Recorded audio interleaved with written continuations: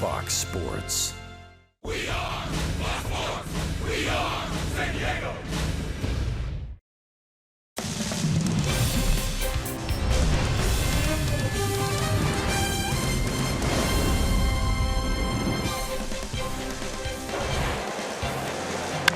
Now a drive to deep left field.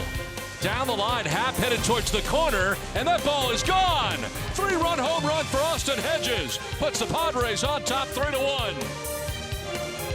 Nice victory for the Padres as they end a 7-game losing streak with a victory in Game 1 of the series in a big way as Austin Hedges has a big night and a big home run.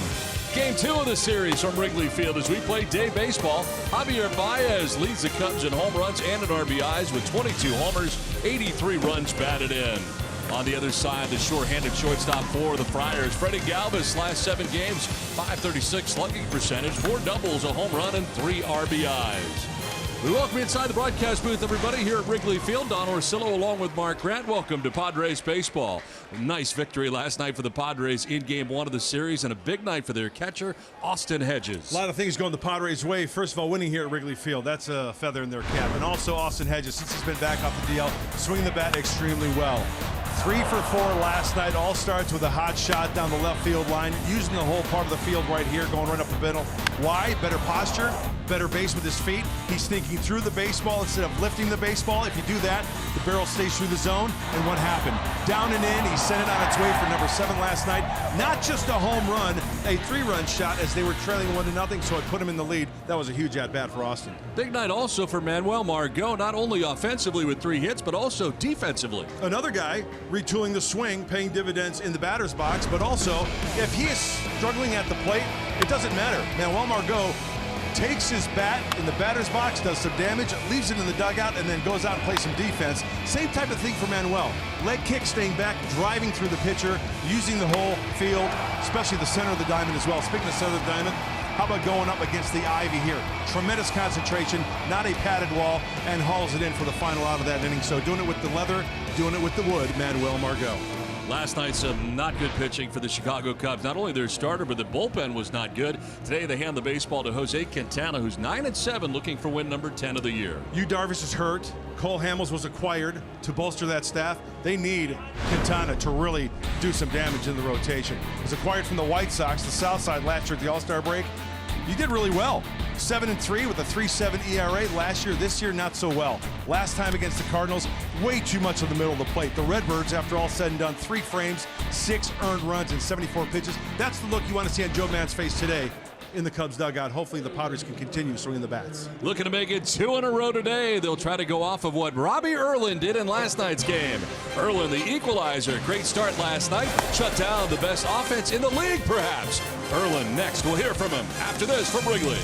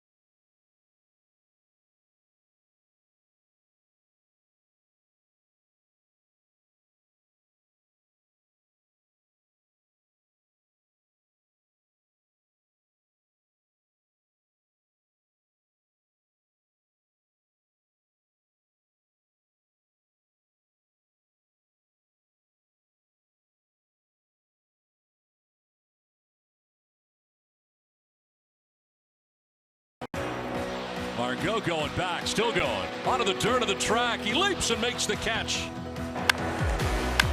Now a drive to deep left field, headed towards the corner, and that ball is gone. Lines one to right, incoming, and making the catch in right field is Hunter Renfroe.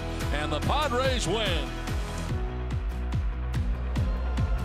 A great team victory for the Padres last night to take the opener of this series against the Cubs, and a big part of that was Robbie Erlin. He went 5 innings in the outing, 2 hits, 1 earned run allowed. Now, he'd had a couple of starts previously that didn't go quite as well. What was the difference?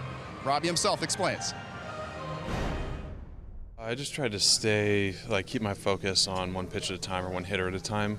I feel like I kind of got away from that previously, and kind of got caught up in who's coming up next or the next inning or something like that, which isn't very effective. So tonight I just tried to stay one pitch at a time and execute one at a time. Like first pitch strikes was huge for you, 11 of the first 12. How important was that for you to sort of be in the driver's seat? Yeah, I mean, the goal is always to work ahead. But, towards the end, I feel like I got away from that, and I tried to do a little too much. So that's a reminder going forward, late in the game. When you're a little tired, you kind of have to stay with what works mechanically and not try and do too much. How important was the curveball for you tonight? It seems like you had really good command of it. Yeah, I felt like I had a pretty good feel for it. Again, that was a good one to just try and get them off a fastball and give them a different look. And towards the end, I feel like I wasn't throwing it consistently for strikes, so something to work on going forward. Well, as Robbie talked about, a lot of first pitch strikes. A good feel for a breaking ball is a great way to start, but most importantly, as he mentioned, he wasn't trying to worry about too much. He wasn't worrying about the next batter, the next inning. He was just staying focused on one pitch at a time, and that made all the difference. He allowed 12 runs in his first couple of outings, but only 1 last night, and he's earned another spot to start, according to Andy Green. Well, going tonight will be Tyson Ross. He's making his 22nd start of the season, and when you consider that a year ago he was trying to recover from thoracic outlet surgery, everyone is extremely impressed with what he's been able to do this year. There's not too many people on the planet that have gone through what Tyson Ross has, but there is one actually in the Padres clubhouse. It's Clayton Richard, and here's what he had to say about Tyson's return. Because I know that it's a very difficult road, and you don't feel as good as you want to a lot of times, but he's never made any excuses. He's taken the ball every 5 days and done a really good job. You guys talk much? I mean, you guys are different pitchers. He's righty or lefty. Is there still things that you guys can share with each other? Without a doubt. It's more the mindset stuff, what we mentally feel going through a game. Sometimes we'll talk the physical part of it, but a lot of times it's mentally what we're dealing with, what we feel, the adjustments we make, and it's really good having someone like him that's so knowledgeable and he's intelligent, and being able to bounce stuff off him because he's got such a great feel for that. Hey, we're going to go to break right now. Mike Pomeranz, Tony Gwynn Jr. We'll talk more about Tyson Ross when we come back.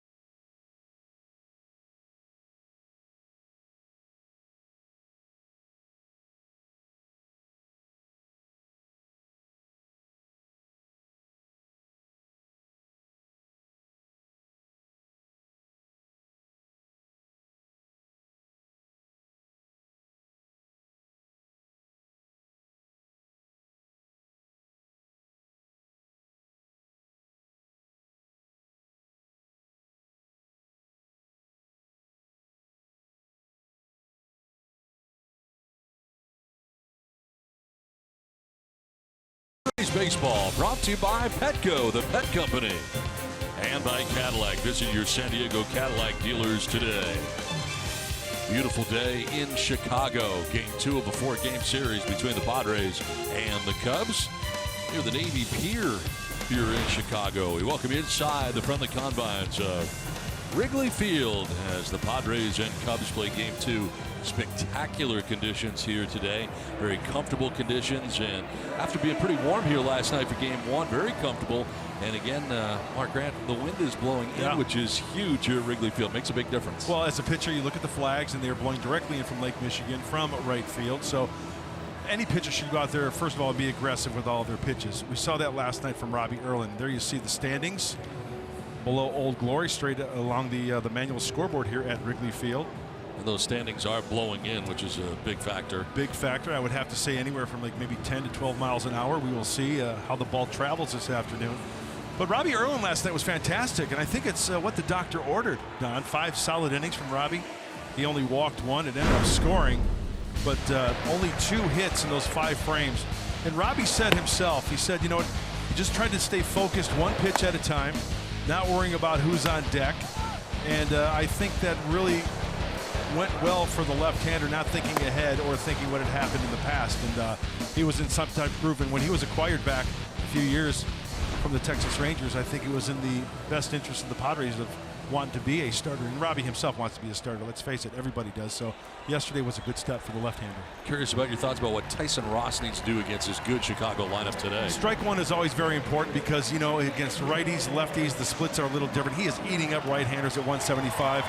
Left-handers hitting at 294, but it sounds repetitious, Don. Strike one is so key because then he can go that slider out of the strike zone. He gets a lot of swings and misses on that pitch. Now the Cubs have taken the field today, led by their starter, Jose Quintana, as the Padres getting ready for Game 2 of the series.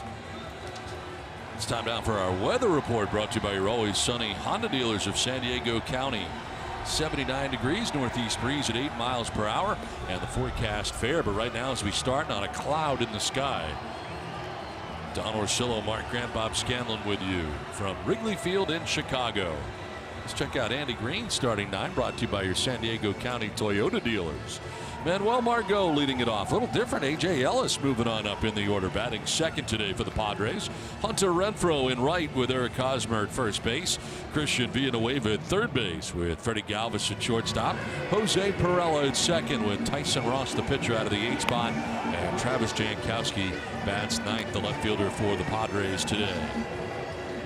On the mound, Jose Quintana looking for win number 10 of the season. And the 29-year-old left-hander making his 21st start. 4-seamer, curveball, 2-seamer, and a changeup. His curveball's really, really good.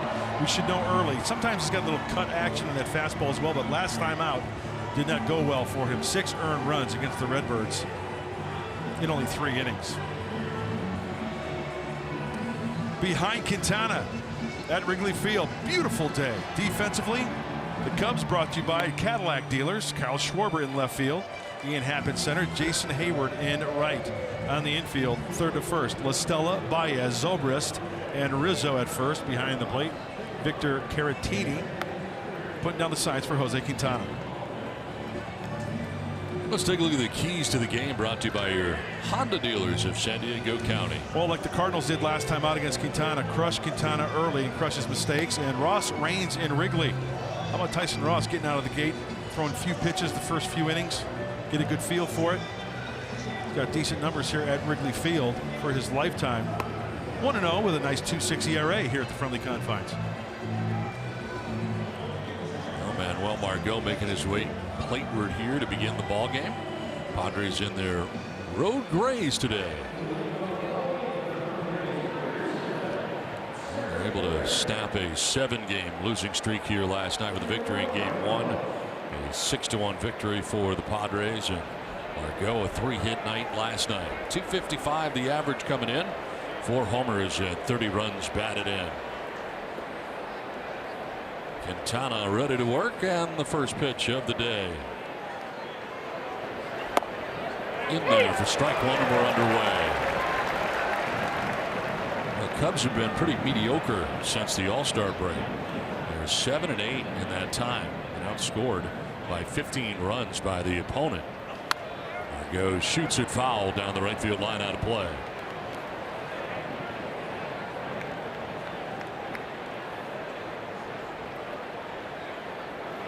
And worth remembering, the Cubs are without their biggest star, Chris Bryant, out with a shoulder injury for Joe Madden. Without their closer, Brandon Morrow's got a biceps injury. Played catch on Thursday without an issue, so that's good. This is to shallow center. Second baseman Zobrist ducking back for out number one. So Margot retired, one away here in the first inning. Bring up A.J. Ellis, has been hitting well, but playing sparingly for the Padres, and had a hit last night, an RBI double, and bats second in the order today. He's made the most of every opportunity on the start. Putting the ball in play, coming up with some hits. Just below 300 at 299. His 46th appearance of the year. Most have been coming off the bench. This is game 112 on the season for the Padres.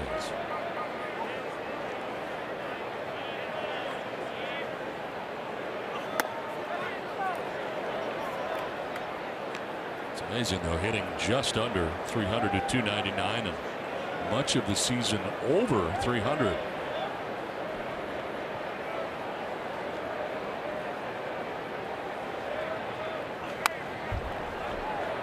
Usually when a guy's backing up, you're not going to see the good numbers, but he's putting together games where he's had multiple hits. He's had big hits.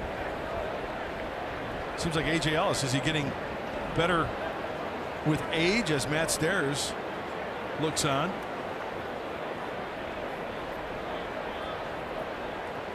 Got to hit the ball on the line today. We talked about the wind. Don't try to lift it. You know, it might go to left field.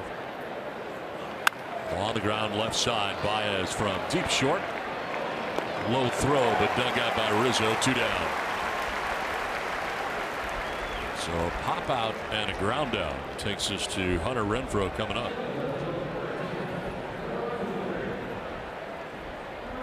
Gold Glove first baseman Anthony Rizzo. Another good play there. 2 outs in the first inning. Renfroe, 232, 8 homers, 27 runs batted in. Mentioned the outing last time out for Quintana. It was rough. 6 runs in just 3 innings on Saturday. It's the St. Louis Cardinals who took the loss in a 6-2 Cubs defeat. He threw 74 pitches in 3 frames. That's a lot of work. Took a no decision last May in his only career start against San Diego. Held the Padres to 3 runs over 7 innings. He was with the White Sox at the time, and the White Sox beat the Padres 9-3.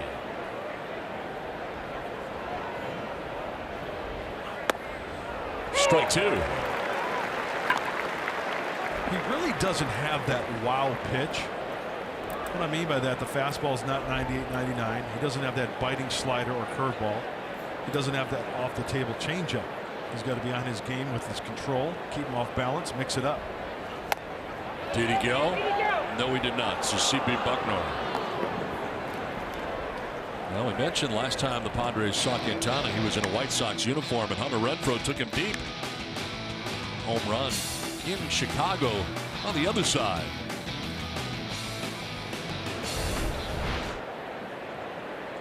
Two-two pitch.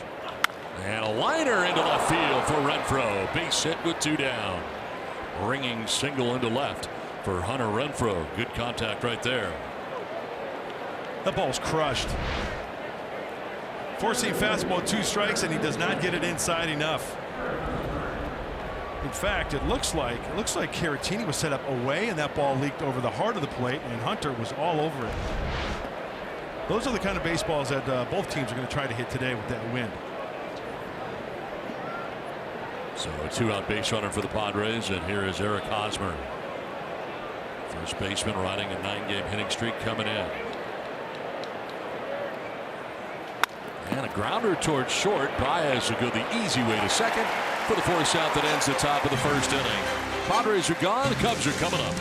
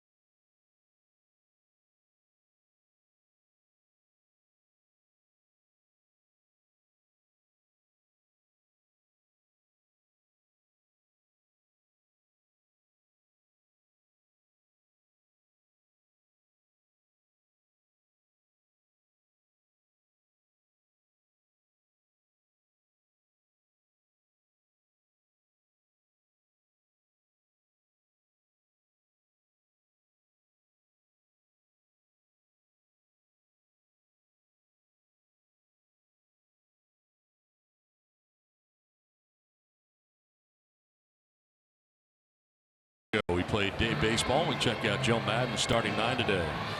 Now, per usual, just lately, Anthony Rizzo leading it offhand at first base. Ben Zobrist at second base, bat second with Jason Hayward in right. Javier Baez the shortstop. Ian Happy in center field. Now Schwarber in left with Victor Caratini doing the catching. Jose Quintana the pitcher bats 8th. And Tommy LaStella out of the 9th spot at third base. Starting 9 for the Cubs with Tyson Ross on the mound today for the Padres. 31-year-old making his 22nd start of the season. Good splits against righties, 175, lefties 294, and he's been on the wild side a little bit. Last 3 times out, 4 walks, 3 walks, 3 walks in 16 innings, and he's tough though when he gets ahead. We talked about that earlier. Strike one is so key. He's got the cutter, he's got the slider, he throws a changeup once in a while. Put the Cub hitters on the defensive by getting ahead early. Ball 1 from Ross to Rizzo as Anthony Rizzo leads it off here in the first inning. 257 average coming in, 15 homers and 70 runs batted in. That's strike 1. Important for Ross to get off to a good start today. Get some kind of groove going here early. And that good pitch there was a slider for a strike. That's a good sign. Popped up.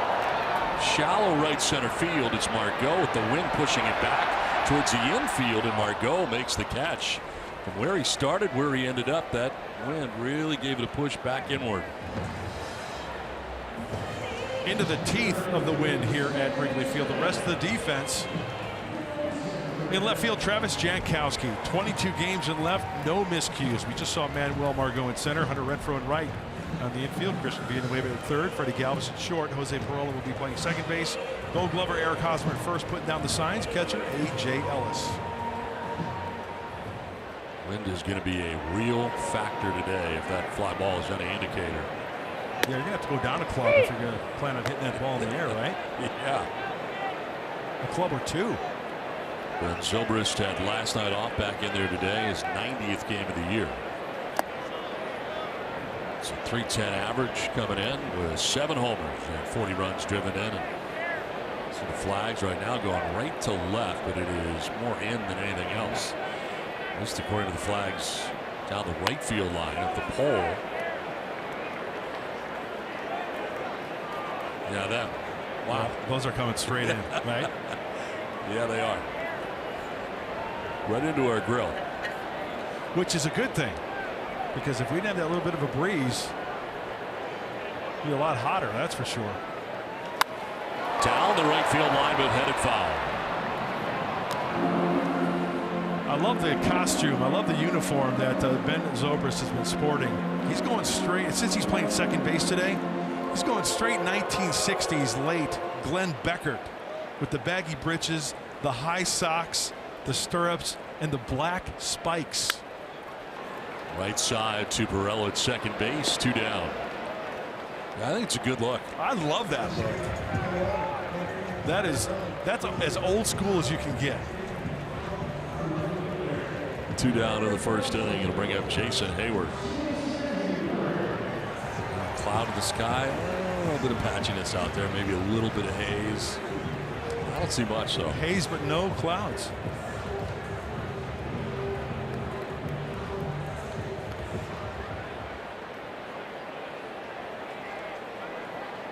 Jason Hayward, third hitter in the order for the Cubs, a 280 hitter coming in. 7 homers, 45 runs batted in.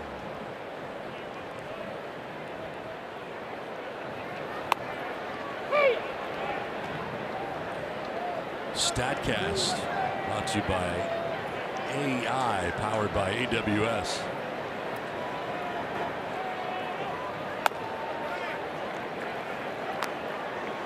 Ball to strike to Hayward.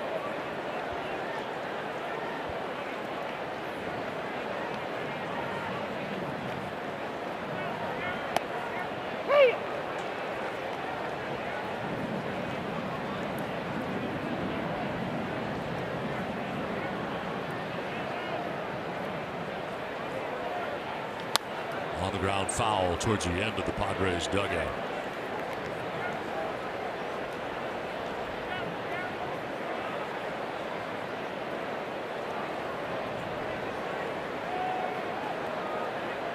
Rizzo flies out to center. Zobrist grounds out to second. Ross in the midst of a meeting with himself now toes the rubber.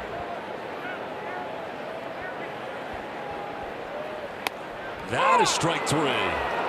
First strikeout for Tyson Ross. So 1-2-3 first inning comes down in order. Nice strikeout for Tyson Ross. Ends the first. To the second we go without a score from Wrigley.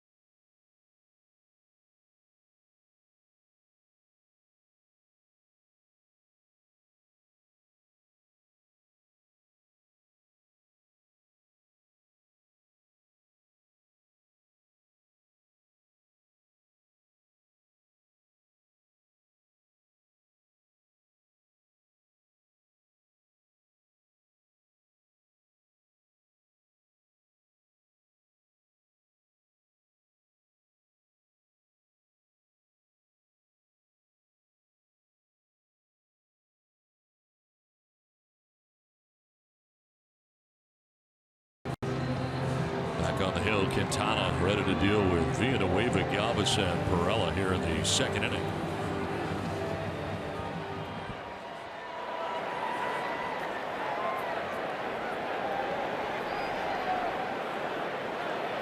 Former Cub farmhand Christian Villanueva takes a look at it. Strike 1. As you mentioned, though, it's tough when you're a third baseman. You get Chris Bryant ahead of you on the chain. Yeah, and then you go back further with the Texas Rangers. There's a kid by the name of Beltre, right? Oh, he's good too. Yeah, he was pretty good. Is pretty good. So you find your way to the Padres and you find your way here, which is good for him. Taking out of the opportunity, came to camp in great shape. Swung the bat well last year, September. Grounded foul towards the end of the dugout. Yeah, think back. You know, that's the great thing about baseball, how this game has changed. Remember back in the day, you were stuck. That's it. D-ball, C-ball, B-ball. Guess what? No minor league free agency. You were property of that club. You had no chance of going anywhere else. Now with minor league free agency, it gives guys a chance to get out from behind guys like Bryant and a Beltre. I wonder how many guys we will never know about that were just blocked. That's true.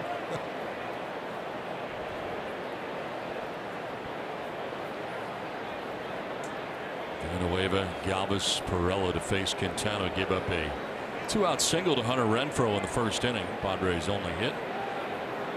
Hosmer grounded down to end the inning. 1-2 pitch. Tad high. I mean, the way they say that hit him.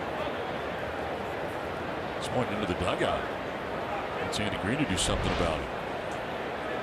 Four-seamer, up and in. That Oh, did yeah. hit him in the wrist with that blue tape. Yeah.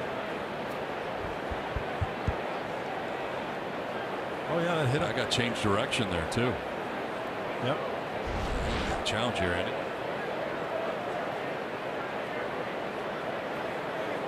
Not that Andy can hear us, but I'm just trying to help him along.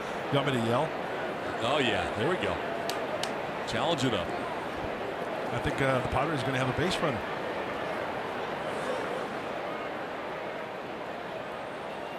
So Fielding Culbreth, the home plate umpire. Watch the blue tape on his left wrist. Right there.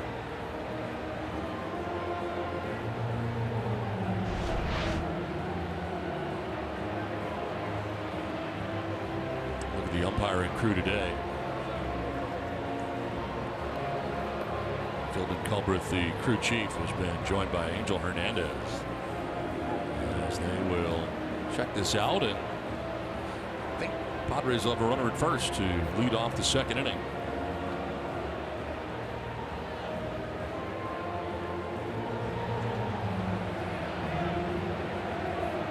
Tanner just saw it on the big board, and he has started his way down to first base. He thinks that it'll be overturned.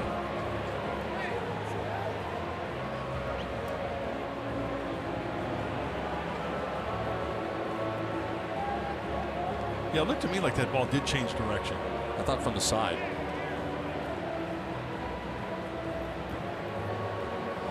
Taking a good bit of time here, though. Yeah. Not sure if that's a good sign or a bad sign. Watch how it changes direction. Oh, yeah. That one is clear. Yeah.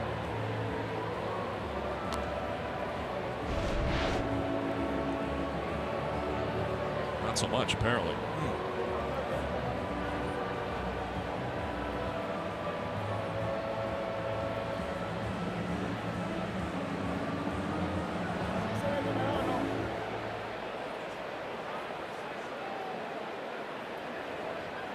It's one of the longer ones we've had.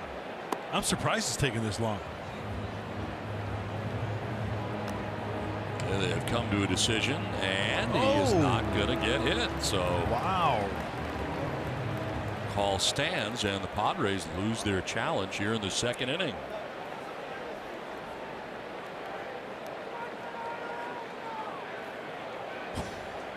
Oh. I'm a little surprised with that one. I am too. So Villanueva takes a ball, 2-2. Slings away, grounds it foul outside of first. So a lost challenge early. Yeah, it hurts. Second inning, right out of the gate.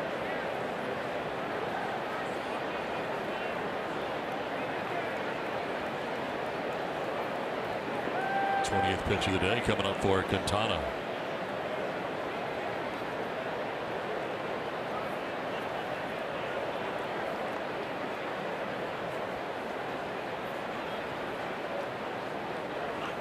Inside out swing, and he jolts it foul to the right.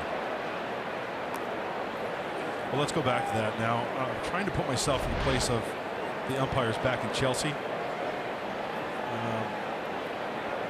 Oh, I like that. Were they confused, like maybe by the shadow of the ball underneath the arm, and that kind of threw them a little bit? Or I really like that side angle that we saw. And a base hit to right field. Villanueva will take that. Takes it the other way. Leadoff single to right field. Bat, eighth pitch of the at bat. He takes it into right. Yeah, it's a wash. There's a base runner, but good for Villanueva because it helps the batting average. Gets on top of this 91-mile-an-hour fastball and spanks it the other way. That ball definitely changed direction off the bat into right field for a knock.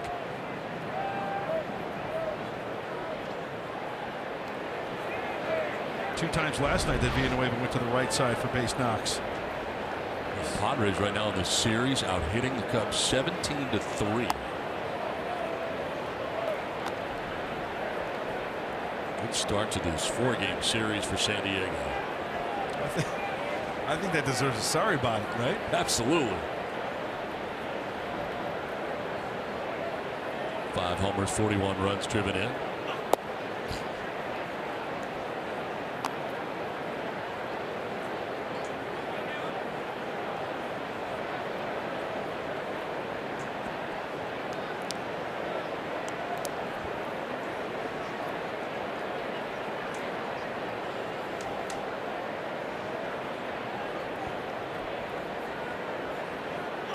Alvis sharply hit to second, out there.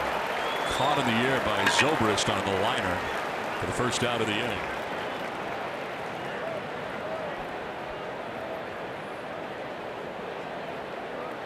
So 1 on, 1 out. They'll bring up Jose Perella. You know, Don, loving this game of baseball the way I do, and I love the history of the game. Every time I come to Wrigley Field, I can't help but wonder. First of all the greats that have stepped foot on this field, but this is the place where Babe Ruth called his shot, supposedly, off Charlie Root. Calling his shot. This is where it happened. The Bambino. The tradition of it all. Yeah. And to, to get a photo of this place, and something you can tell your friends.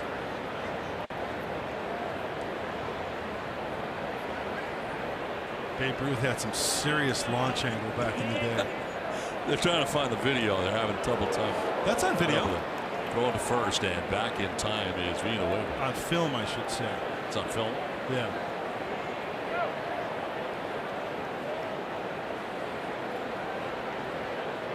Love the scoreboard.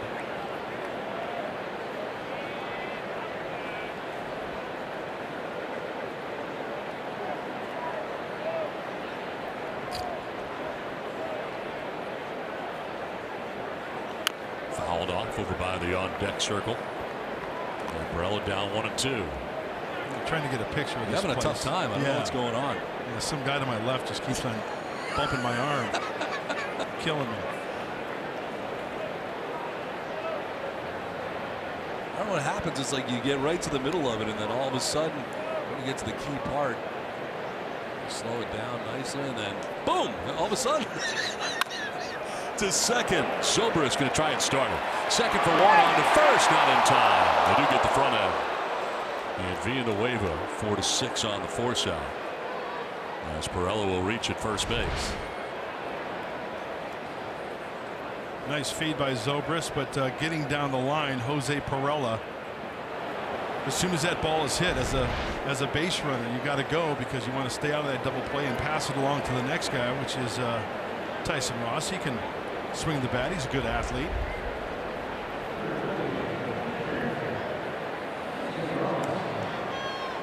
So 2 down, Perella at first, and brings up pitcher Tyson Ross. Padres having their pitcher bat 8th today, just like the Cubs. Runs to 195 with a home run, 12 runs batted in his 9 major league seasons. 167 average this year.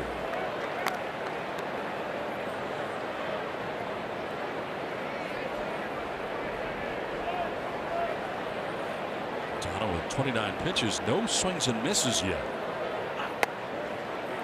That's a good thing because remember, during the game last night, only 2 strikeouts for the Padres offensively. That was a good sign. And they were both by Mike Montgomery, the starter, in 5 1/3 innings pitched. So they put the ball in play.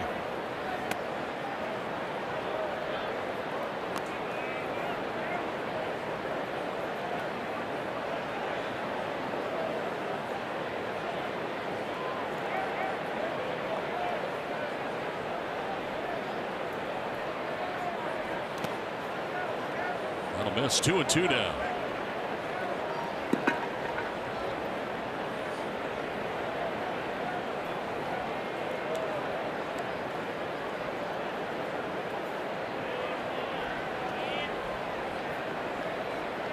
Tyson Ross battling with 2 down. Jose Perella at first base. And he shoots it foul at the top of the Padres dugout.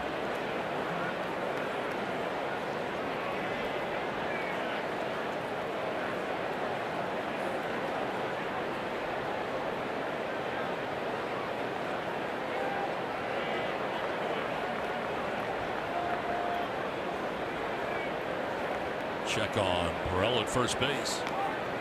He's holding him on over there. Quintana, his 21st start of the year for the Cubs.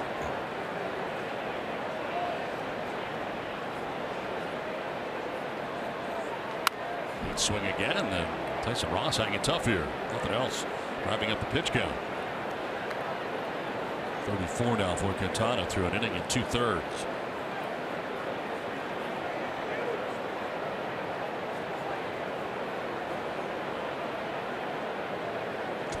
Pitches this inning right now for the Cubs starter. And a chopper down the first baseline, and that's going to be a fair ball, and he's tagged out. I don't know. That looks like it might have been foul where he touched it. This is something you cannot review here. This fair foul in the infield, and That's the home plate umpire's call. Yeah. And Green out to argue it. And boy, that looked foul to me, to be honest with you. Yeah, remember, it's where the ball is touched, not where the body of the player is. So when that ball hit the glove of Rizzo, see if we get it. So Rizzo is set. It's chopped down the right field side, right first base line. Oh my goodness gracious, that's a foul ball. Yeah. It's like Rizzo tried to make it into a fair ball, but it never really was. Wow. And I think Andy Green just wants him to check with Buckner, and he won't. Scoreless after an inning and a half.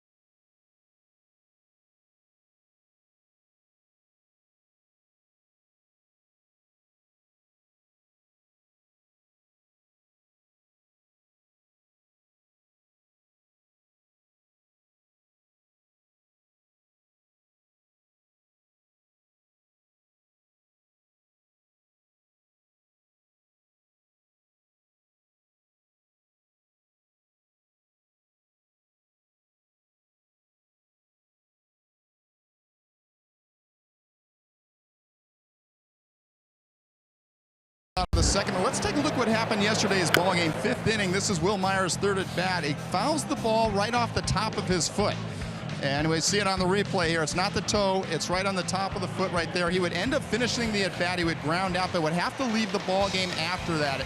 The concerns, of course, was that he damaged that foot, that he had broken. He had x-rays taken yesterday after the ball game. They were negative. That was the good news. But he did leave the ballpark with some crutches. Right now, as we speak, he's getting an MRI done, also getting a CT scan done. Hopefully the Padres get some good news from that. As soon as we know something, we'll let you know. But obviously there's some serious concern, because remember, guys, what happened last year with Travis Jankowski. Early in the season, a foul ball off his foot in Atlanta.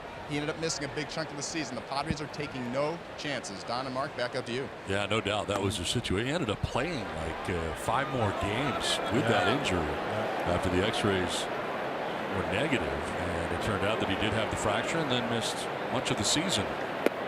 So keep an eye on that. Also keep an eye on the defense. Skip Schumacher blocking you out down there, Scan, moving the defense around. You know, he's a man in charge down here. He's got a lot to keep an eye on. Very proud of his defenders here in the outfield. And a little upset about that last play, I might add. Yeah, he should be, based on what we saw from up here. I don't know what you saw from there. You're closer, but it's pretty foul to me. What I saw, it wasn't even close, and I'm still shocked that the umpires didn't reverse that call. Bad call. I think the thing I'm surprised most with is that Culbert didn't at least check with C.B. Buckner, our first base umpire, to get his thoughts. Just for giggles, you know? I mean, yeah. But he didn't, and stuck with his call. Fly ball, right field, struck pretty well. Heading back, his run throw, and that ball's gone. Into the bleachers, Javi Baez gives the Cubs an early 1-0 lead. They dance in the pen.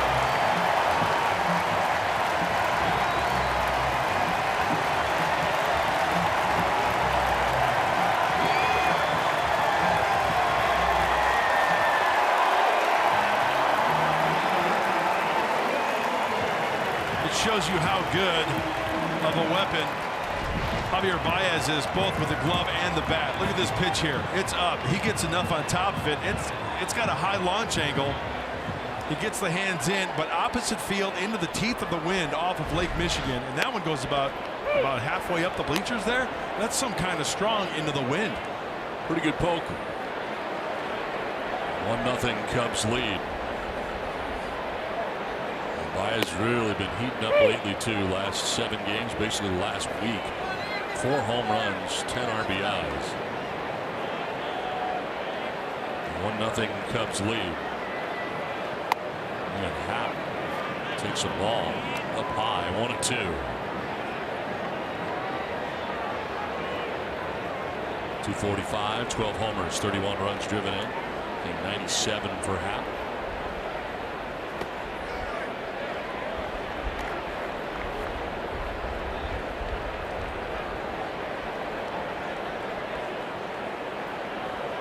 Happ has reached base safely in 14 of his last 16.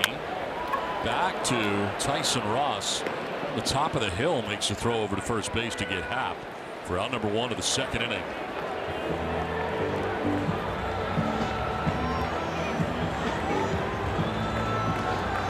One down. We'll see how Ross reacts to allowing the home run. A guy we didn't see last night back in the starting lineup today, much like Ben Zobrist, is Kyle Schwarber. 242, 19 homers, 47 runs batted in for the left fielder. A guy with good power. And recently for Kyle Schwarber also been taking walks, which has been huge too. Seeing more pitches during at-bats helps him down the road. Outfield playing to go the other way. Pull on the right side. 3 strong on that right side. Look at it right there. Into left center. Base hit for Schwarber with 1 out of the inning. Recently watching these Cubs, you talked about Baez going the opposite of the home run. Kyle Schwarber going the opposite way from the left side. There's a little cut fastball right there from Tyson Ross that just leaks towards the middle of the plate. It stays on it nicely. Nice quiet swing, not a lot of movement. On the bat of Kyle Schwarber. 1 out, 1 on. Victor Caratini coming up, the catcher.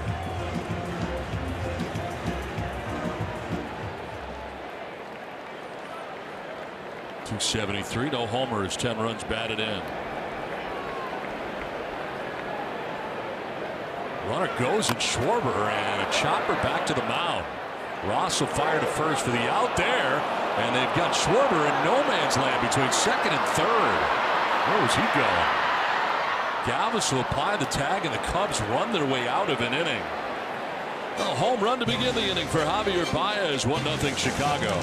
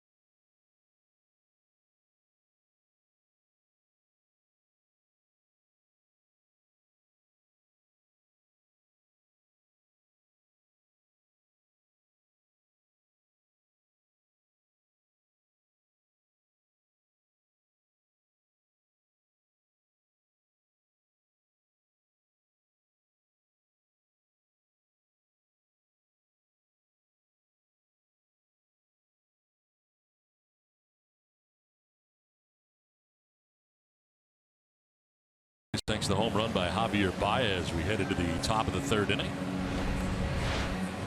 Now Mackenzie Gore, as we check out Padres on deck last night for the Fort Wayne Tin Caps. 5 shutout innings, allowing just 2 hits, walked 2, struck out 8.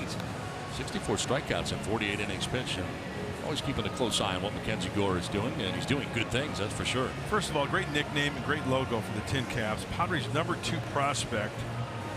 5 strong innings, 56 pitches. He threw 41 strikes. His ERA has gone from 6.75 to 3.75.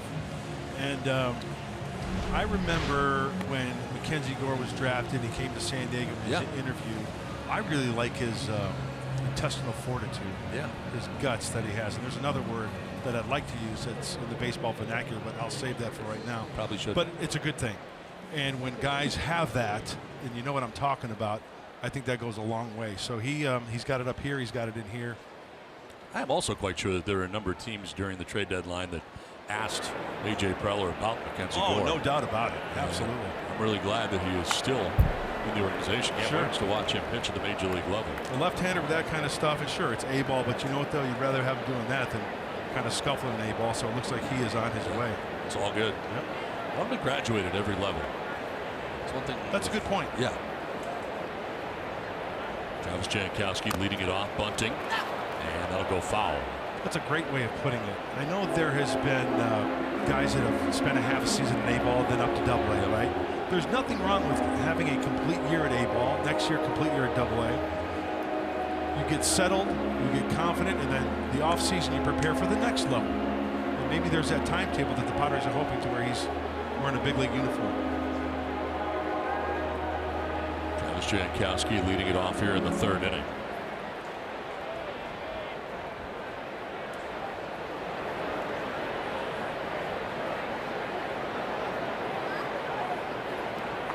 Swing and a miss, and Jankowski strikes out. First K for Quintana of the day. That's that Quintana curveball I was talking about in that repertoire. When he's got that going, that's probably one of his best pitches.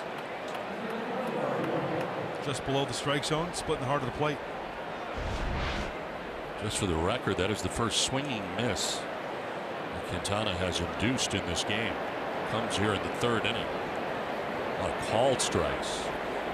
They go popped out in the 1st. Take strike 1 here in the 3rd. Last 12 games, heating it up. 354 with a home run, 6 RBIs for the Padres center fielder. Foul off to the right on play.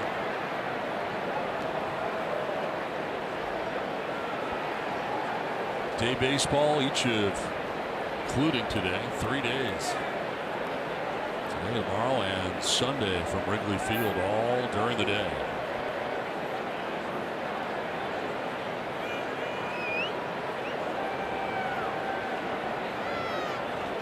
On the ground, left side, Baez ranges. Good stretch on the other side by Rizzo. 2 down.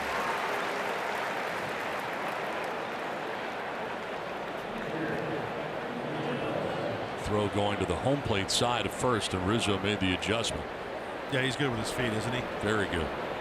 He makes it look easy. He's never in panic mode, right? Gold glove good. Yep. So 2 down here in the 3rd, and here's A.J. Ellis.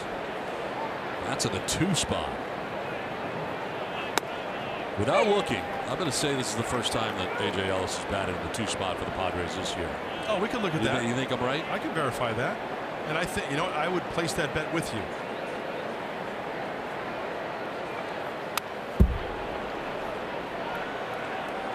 Let's see. Batting order. Starts by batting order. 2nd. A.J. Ellis, this will be his first time. Okay. You win that bet. All right. Thought so.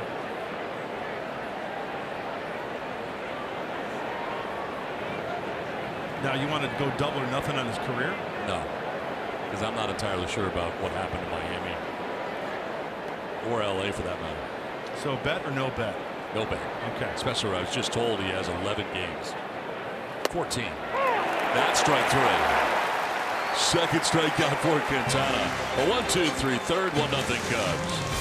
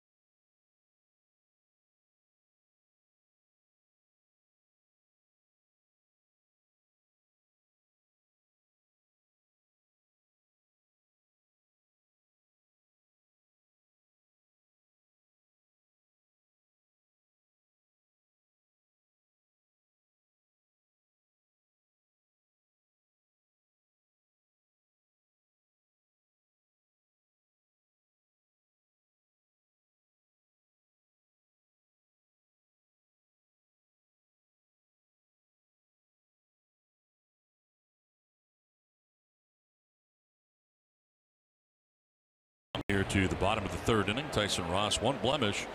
Leadoff home run by Javier Baez in the second inning. Difference in the game. And it brings up Jose Quintana. Leads it off and takes strike one because of the base running gaff last inning by Kyle Schwarber. You got the pitcher leading off here in Quintana. Worked out great for the Padres. Quintana not good at the plate, 1 for 35 on the year. Hopefully Tyson Ross can make short work and then go after Tommy La Stella, hitting 9th.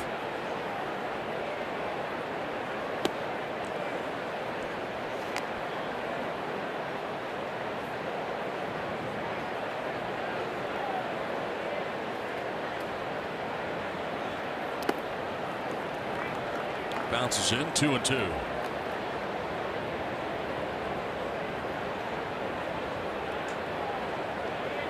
Very shallow to the Padres defensively in the outfield. Grounder softly hit. Ross got a cover. Hosmer with the flip in plenty of time. Quintana did not run very hard. One down.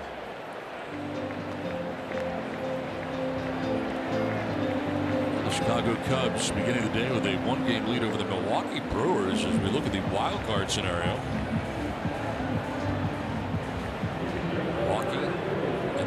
Right now, but you got Arizona half game back, Colorado a game and a half back, and Pittsburgh and St. Louis still in the conversation. I mean, that's a legitimate 6-team race right there. Yep. How quickly that can change. Fewer than 5 games behind. The Cardinals, Buccos at 4. That's that can change quickly. That can change day to day right there. That's wow. And Tommy La Stella, who does a lot of pinch hitting. The starting lineup today at third base with 1 out. He bats here. There's 33 hits on the year, 16 as a pinch hitter.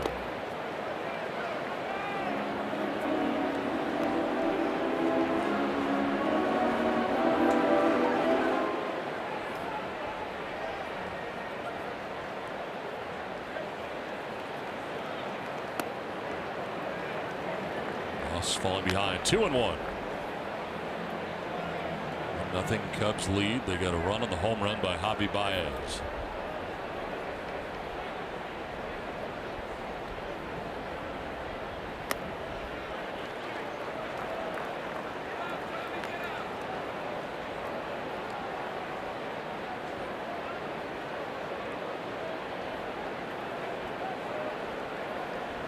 Anthony Rizzo waiting on deck. Running out of the top spot of the order for Chicago. That's ball 4, and he walks the number 9 man. First base on balls allowed by Ross. Not what he wanted to do there. Well, that's the one thing about Tyson, especially in the last start of his, where he'd be right on, then all of a sudden, there's even one outing where he walked 3 in a row. It was against the Diamondbacks back on Saturday.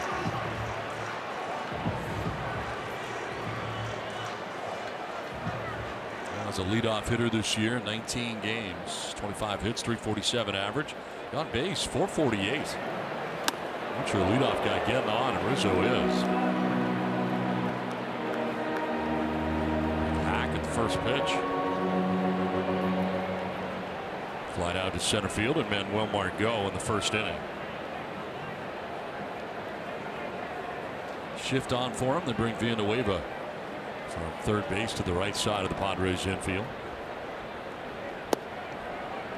And that's why he gets hit by pitch quite a bit. He crowds the plate, those sliders down and in. Pitchers try to beat him in with the fastball at the belt buckle. They try to pound him up and in as well. It's kind of Justin Turner, but on the other side. Good call. On top of the plate. Just a turn and spin on that ball.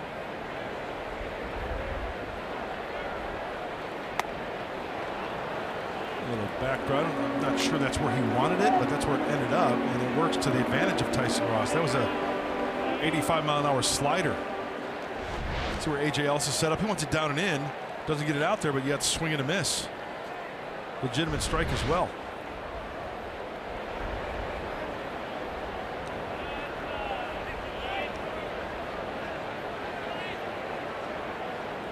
.40 pitches so far for Tyson Ross.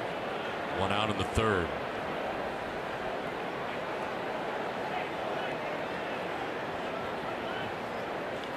Line to right. In for a base hit. Stella heading first to third. Throw is headed to third and just safely in as Stella. Base hit for Rizzo. First and third for Chicago.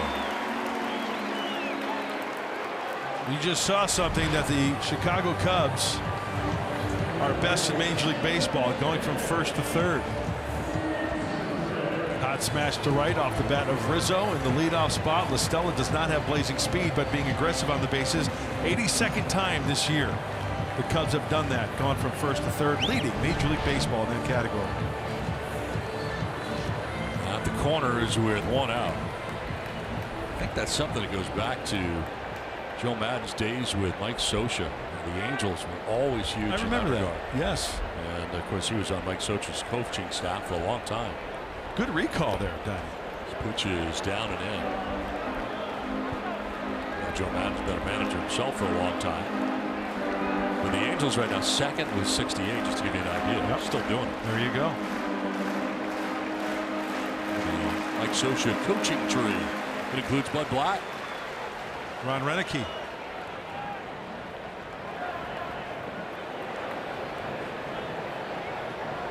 One 0 pitch. In there for a strike, 1-1.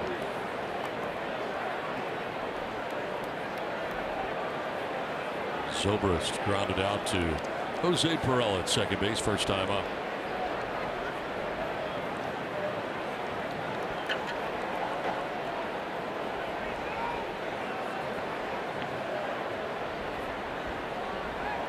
For the first stand, back to the bag is Rizzo. You got a guy with good bat control and Zobrist at the plate, the switch hitter. Throw over to first to keep Rizzo close.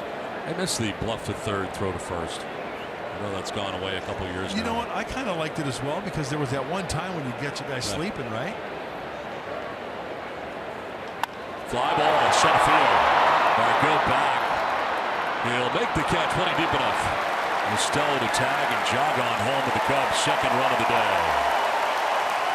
Zobrist on a sac fly to center field, 2-0 Cubs. There's that first and third action working for you, and then Zobrist, the pro that he is, he knows the situation. Fewer than 2 outs. Doesn't have to come out of those black shoes he's wearing this afternoon. Gets a pitch, he can just drive to the outfield in the air to get that run home. Makes it look easy. 2 down. Rizzo at first, and it brings up Jason Hayward. And the strikeout of the day for Tyson Ross belongs to Hayward. And looking in the first inning.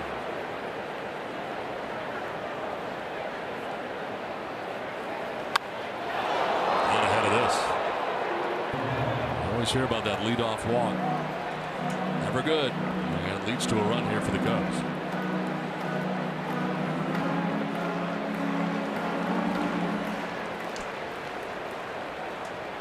2 down. Hayward here down to the count 0-1.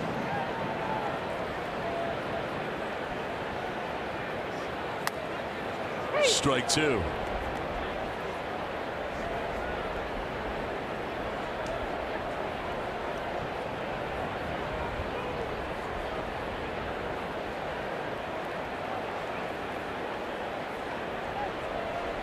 Good sized lead over there at first for Rizzo.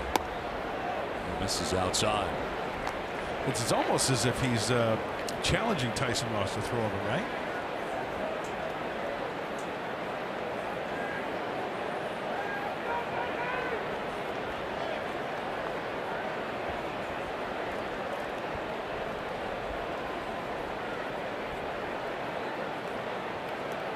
Hosmer not standing on the bag, kind of in front of first base.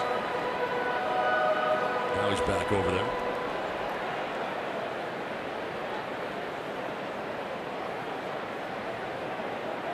1-2 pitch to Hayward. Runner goes. Hayward chops one. A fair ball. And the tag by Hosmer of the bag that ends the inning. Hayward didn't think so. I didn't think so either. It's 2-0 Cubs. 0 for 3. Bumps.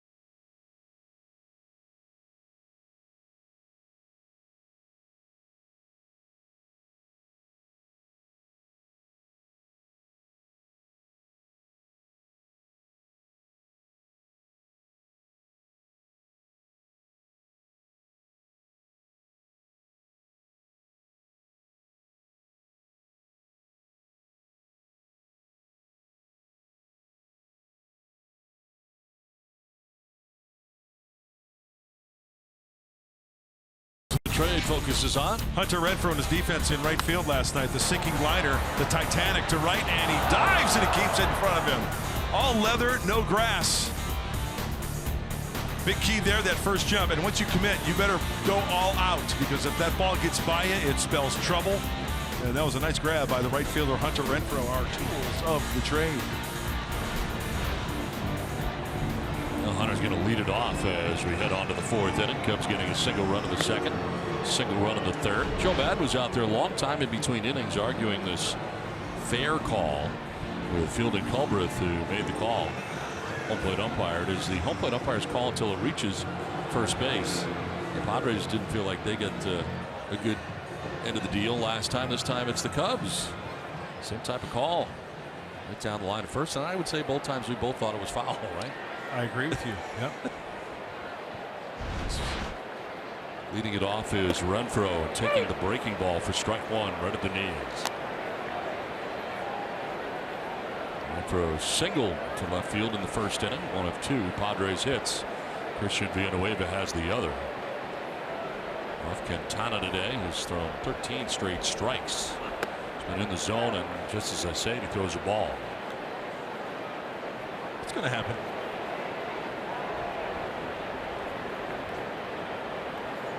Renfroe, Hosmer, Villanueva featured in the Padres 4th inning.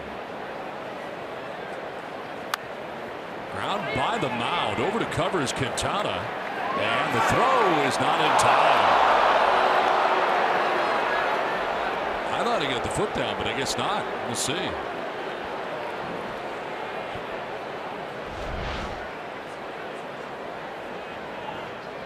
Something Anthony Rizzo does so well is thrown to the bags. Oh my gosh, I got out. If he gets, yeah. Well, does he hit the bag though? Yeah, he did. Let's see if the bag moves. Is it kind of tough to tell there?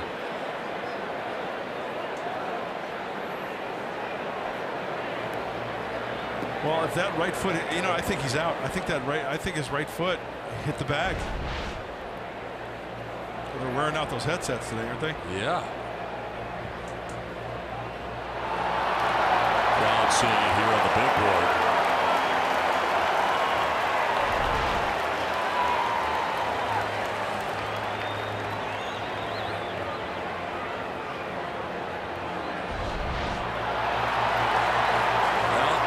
Hesitate to say what I think. Hold all tickets. Photo finish right here. And I think he's out, but we'll see. CB Bucknor on the call, first base umpire. Is there enough evidence to show that his foot actually came in contact with the inside part of the bag?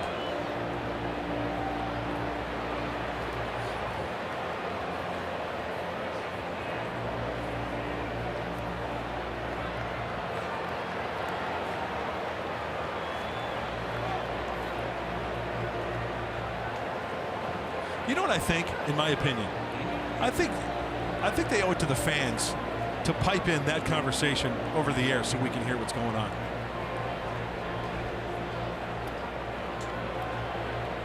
So everybody gets a clear explanation. Oh, what we got? Now we got off. Challenge overturned. Paul. Renfroe retired 3-1. Rizzo so good at those leads. Leads all first basemen with 107 assists. Now 108 of that toss over. 1 out of the 4th inning. 7 in a row retired by Quintana. And brings up Eric Hosmer.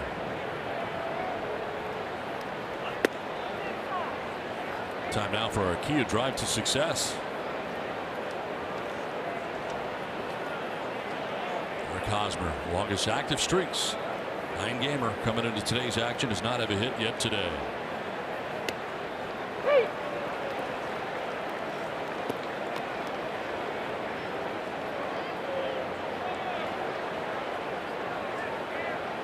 Padres fans, Eric Hosmer fans.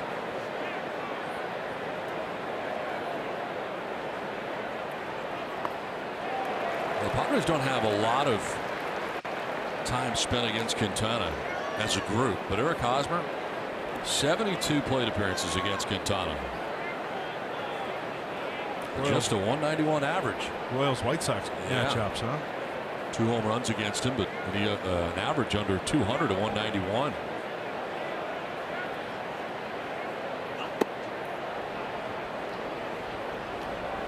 In fact, Hosmer has faced Quintana third most of any batters. Lorenzo Cain and Alcides Escobar, 2 former teammates of his, faced him more. That's going to miss outside, and it's a full count.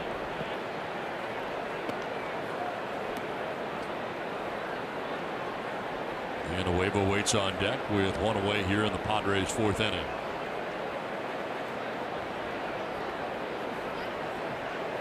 Trailing 2-0 as they bat here in the 4th. Foul outside of first.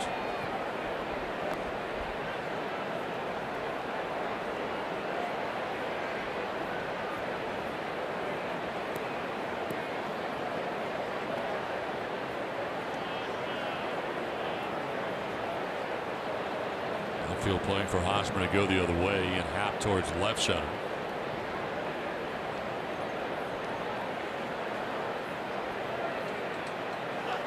On the ground to short. Baez fields and throws. Hosmer out. 2 down.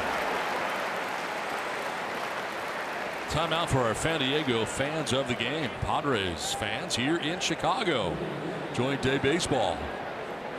Yeah, if you're going to plan a summer trip and hit the road and follow the Friars, this is one venue you have to come to, and these Friar faithful are very lucky to experience the weather that we've had. Absolutely gorgeous day.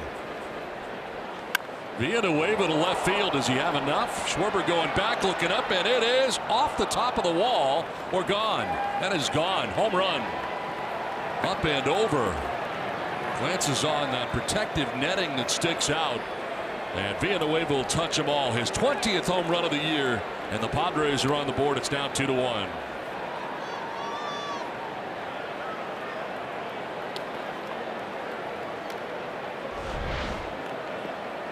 Quintana wants it down and away. It's the breaking ball, and it speeds up the bat, and it's in the basket. Up and over the basket off of Quintana's numbers. Second hit for Villanueva, and this one's a home run to cut the Cubs lead in half.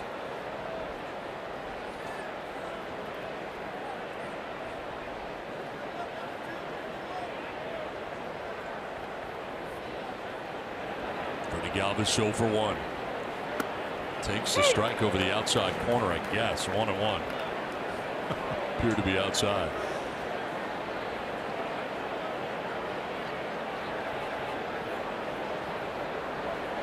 Switch hitting shortstop, bats from the right side.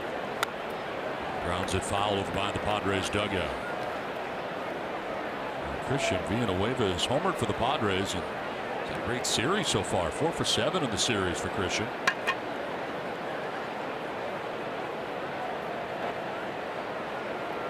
And his 20th home run of the year.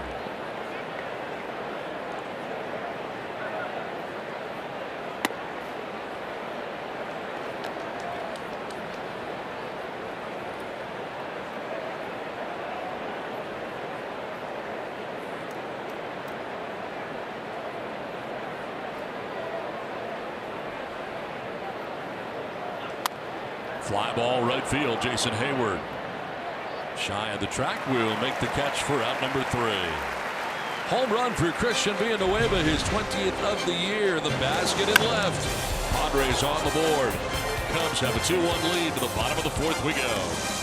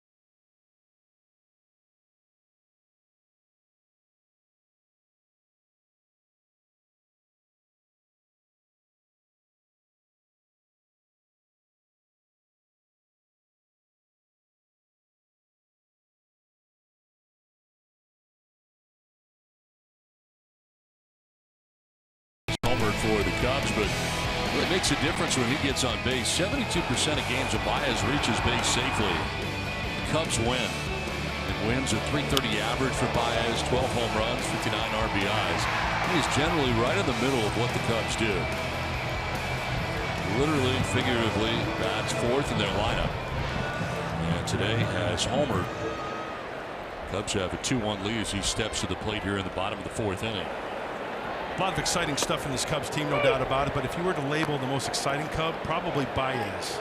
Defensively, offensively. Does it both sides. And plays with confidence.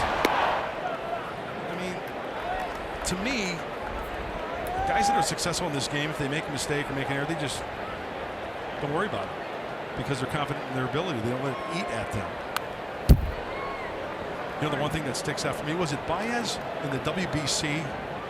Remember the guys tried to steal second base and Yadier Molina threw down, and even before he caught the ball for the tag, he was already pointing at Yadi saying, hey, way to go. Caught it and went down with the tag at second base.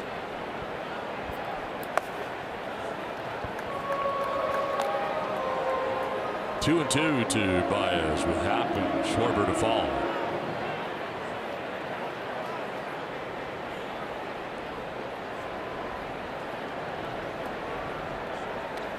Outside, full count.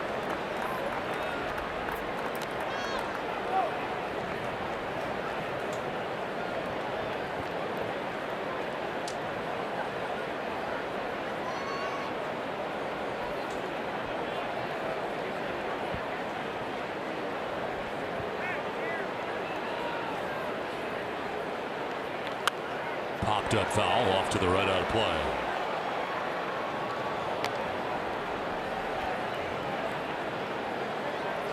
Tyson Ross working here into the fourth inning. Next pitch will be the 55th of his outing. Over on that first base side of the rubber. Grounder to third, picked on the backhand by Villanueva. The throw is low, but dug out by Hosmer. Baez retired 5-3, one down here in the fourth inning.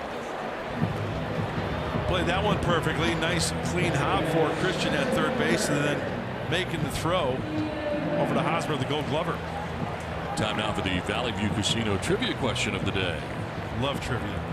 Anthony Rizzo is nearing 1,000 career hits with the Cubs. Name 3 players who have recorded at least 1,000 hits with the Padres. Tweet us your answers by the end of the inning using hashtag Valley View Trivia. Grounder down to first on a couple of hops for Hosmer. Happ is out number 2.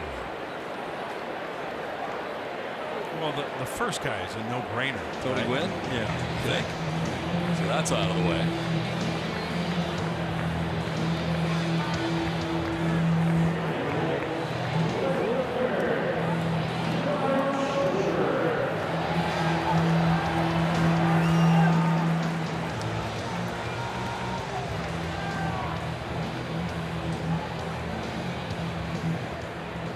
Schwarber coming up, single to center in the second inning. How about Dave Winfield? Okay. How about Billy Allman? No, it's not Billy Allman.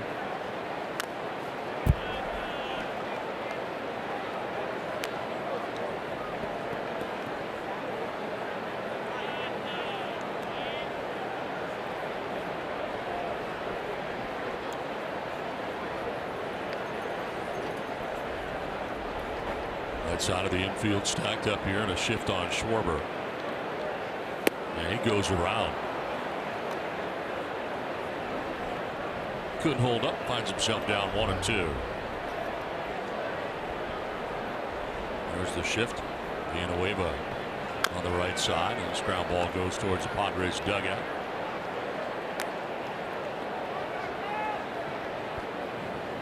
Four in a row retired by Tyson Ross. First 2 outs here of the fourth inning.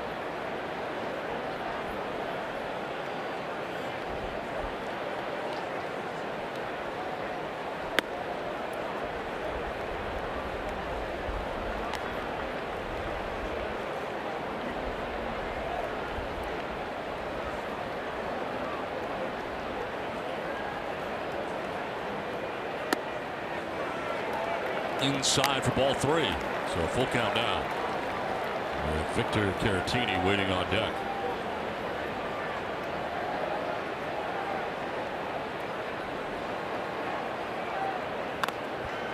Schwarber stays alive. Well, he had him 1-2, hasn't been able to put him away. A lot of pitches seen by Schwarber, now full count.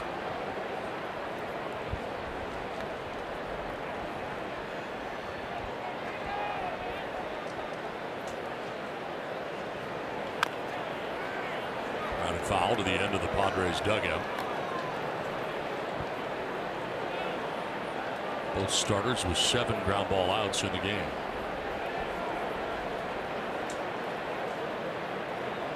Two ground ball outs here for Tyson Ross in the 4th inning. And again a 3-2. Fouled off again.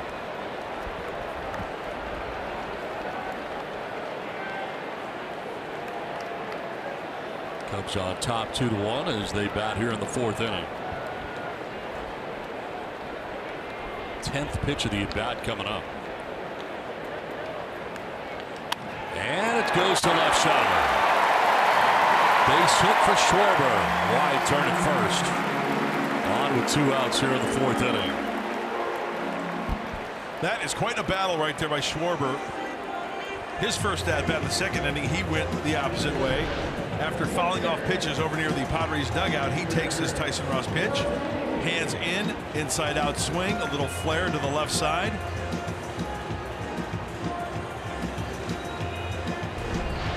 Wearing out the opposite field for Kyle Schwarber this afternoon. 2 down, Schwarber at first, and it brings up Caratini.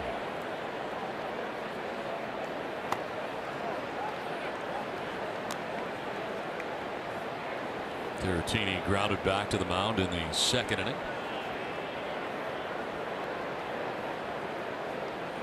Tyson Ross up to the task.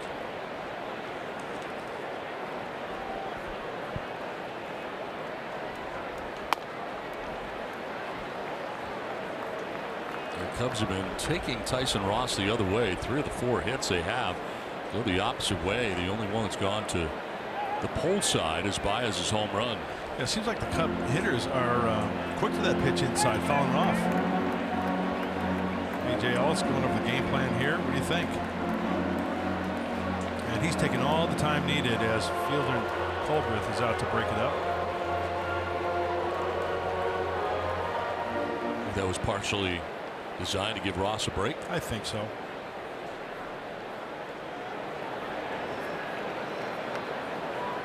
Two down, Schwarber at first, Caratini heading the count 2-0. Ross wants a new baseball. Tyson's the type of kid to where he knows exactly what to do, and A.J. Ellis has been around the block a few times, so he knows when to go out there and give him a little bit of a breather. To right field, Renfroe coming in. And Hunter will make the catch, middle of the cap high, that ends the 4th inning. 2-1 Cubs to the 5th we go.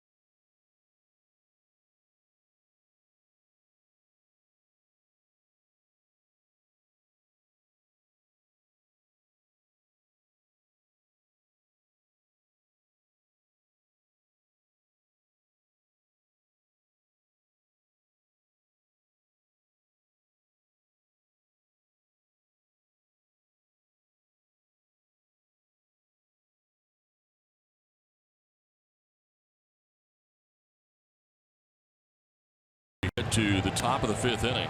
It's time now for the answer to today's trivia question, brought to you by Valley View Casino. Anthony Rizzo nearing 1,000 career hits with the Cubs. Name 3 players who recorded at least 1,000 hits with the Padres. Tony Gwynn, Gary Templeton, and Dave Winfield. So we got 2 out of 3. Yeah, shame on me for not getting Tempe, the captain. Should have known that one. Switch hitting shortstop. Anthony Rizzo nearing 1,000 with the Cubs, and head to the 5th inning. It'll be Perella, Ross, and Jankowski.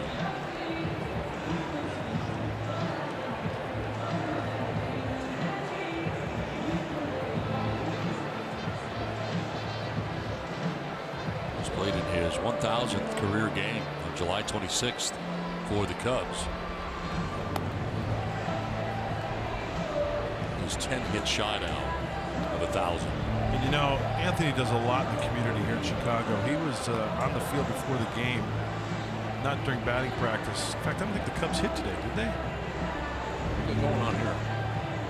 Played umpire Philden Culbreth out there talking to the pitcher Quintana, and now he's going over to talk to Joe Madden. Not sure what he saw there. Oh, he's got a chain that came off. I don't know if he asked him to take it off, not sure. Well, he headed out there to the mound, kind of pointing at the pitcher. Quintana handed it off. Had it in his back pocket, I guess. So Philden Culbreth brings it over to the dugout. Jose Perella will take strike 1. No, I don't think they took BP today. Yeah, and Anthony was outside the Cubs dugout visiting with fans, taking pictures, and he does a lot of that. A lot of the Cubs players very active in their community, like a lot of the Padre players in San Diego.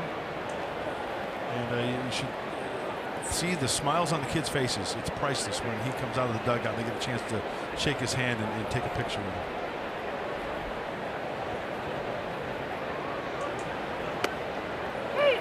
Strike 2. Perella grounded into a fielder's choice in the 2nd inning, 0 for 1. Hello, Ross and Jankowski here in the top of the 5th, trailing by a run.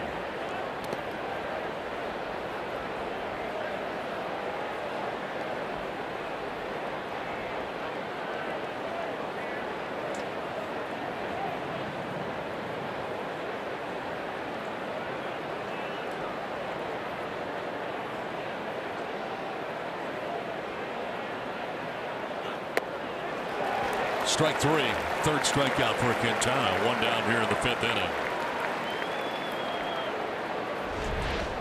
Let's see what this pitch is here. It goes inside on the curveball, and no shortening up from Perella. He's got to shorten up on that swing. Try to play a little pepper there. And that's a 2-strike curveball, off speed, coming out of your shoes. I've seen a lot of that. 1 down for Tyson Ross, pitcher batting out of the 8th spot. And pretty healthy cut right there at a 92-mile-an-hour fastball. Ross grounded out to Anthony Rizzo at first base in the 2nd inning.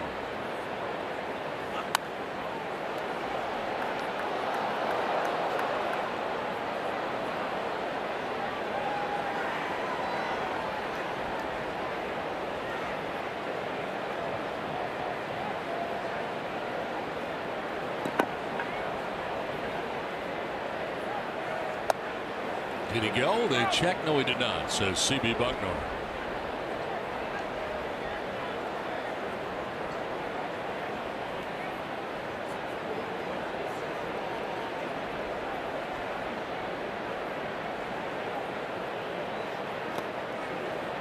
Ball in the dirt evens the count at 2-2.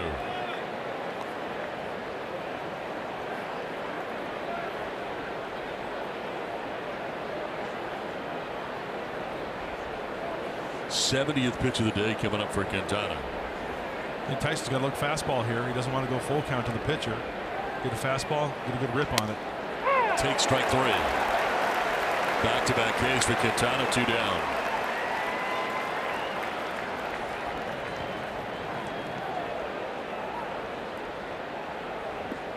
So 2 down.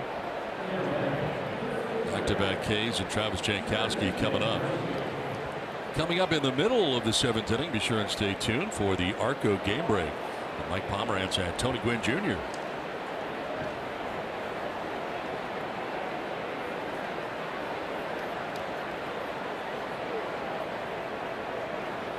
Montana's retired 11 of the last 12 batters.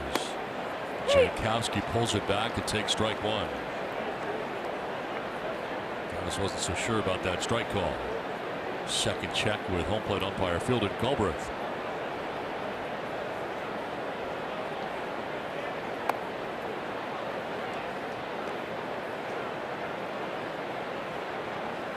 Jankowski starting in the left field today and batting out of the 9 spot.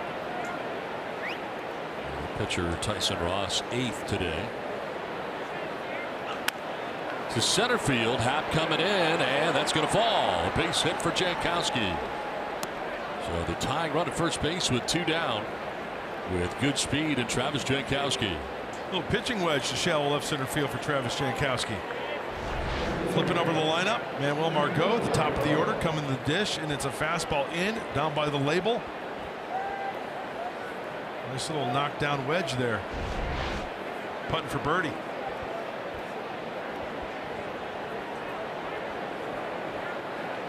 Two down, Jankowski at first and Manuel Margot the batter.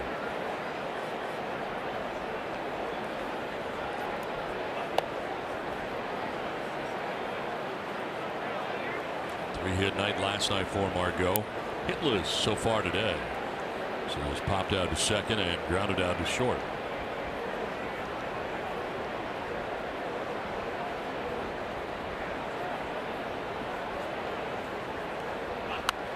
Popped up foul, backing out of play.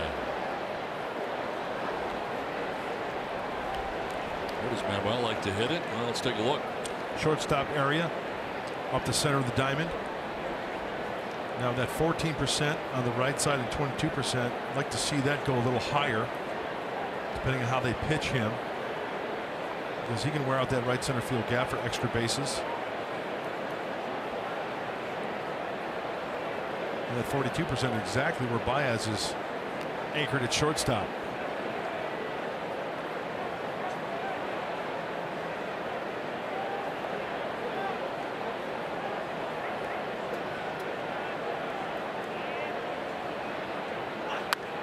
Fouled off to the right, up into the upper deck, out of play.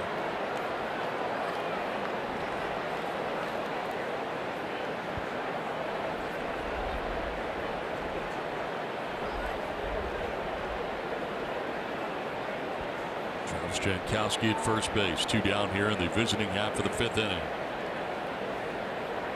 Good size lead for Travis.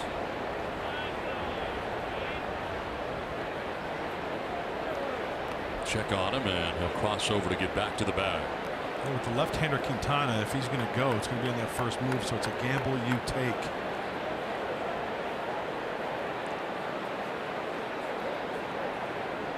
Get a good jump, why not try it?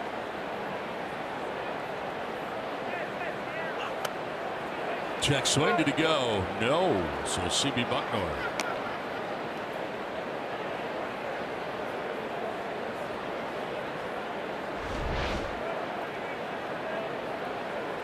He did not go.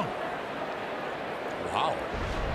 I think that may be the first time I've ever seen play like that you have not thought the hitter was trying to swing. Yeah. I've said before where guys have not gone. Yeah. Wow. That's strike 3. Quintana strikes out the side as it turns out. Cubs have a 2-1 lead halfway through.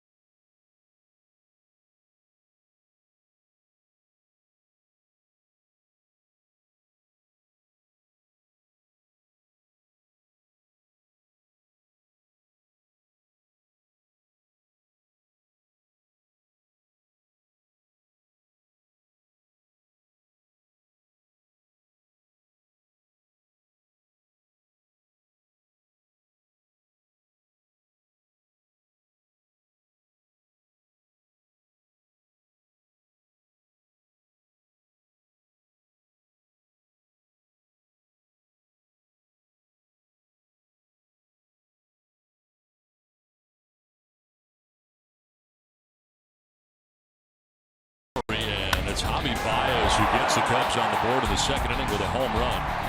For Baez, home run number 23 of the year, and the Cubs had a 1-0 advantage. And add on to it in the third as Ben Zobrist hits a sac fly to center. Plenty deep enough for Listella to tag and score. Padres getting on the board themselves. Christian Villanueva's 20th home run of the year in the fourth inning with 2 down off the basket in left field. We get the Padres on the board. That's where we are. So we head into the bottom of the fifth, and a ground ball to second base. Perella will go to first and not running again. Was Quintana. This time he really stopped running about halfway down the line. Last time he jogged. This time just a full stop. That doesn't look good. He's not going to exert too much energy as the pitcher, you know. I don't know. That's just me. It just doesn't look good. Did he get even halfway? I think he might have got halfway. But that's it, though. Ground ball to second. Sure, you're frustrated, but One down for Tommy Listella. Joe Madden didn't seem to mind. He patted him on the way by.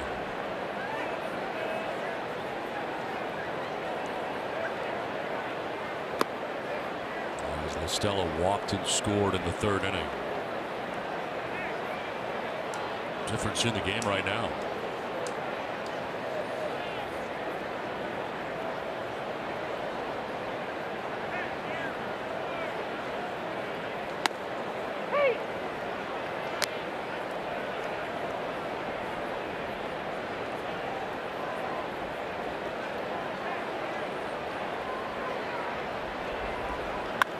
Lined into left field, and a base hit for Listella. Second time he's been on.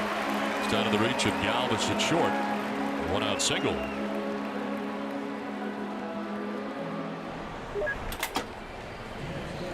Arco, quality top-tier gas for less. 1-out single for Tommy Listella. There's Anthony Rizzo to the plate. We're talking about how close he is to the plate from the left side. He's been hit by 86 pitches since 2015. 15 more than any other player. And you got to think it's because of where he stands. sure. How do you get him out? Sliders down and in. Fastball's in. Well, once in a while, you're going to go in off the plate, and it's going to clip him in the elbow, the knee, the foot. And I think Anthony's come to the realization that that's going to happen. So, when you're on that far of the plate, you can't get mad if you're going to get hit with a lot of pitches. It goes with the territory. Stella held on at first by Hosmer. 1 down here in the fifth. To right field down the line, and that is going to be a fair ball. Stella headed for third. Throw goes to second to keep the double play in order. But it's first and third with 1 down for the Cubs here in the fifth.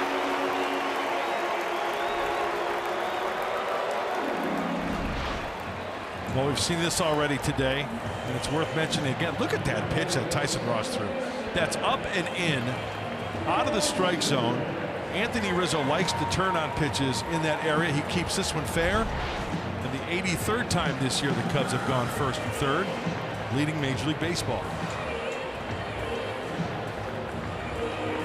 Brings up Ben Zobrist. He's grounded out to second and had a sac fly to center field.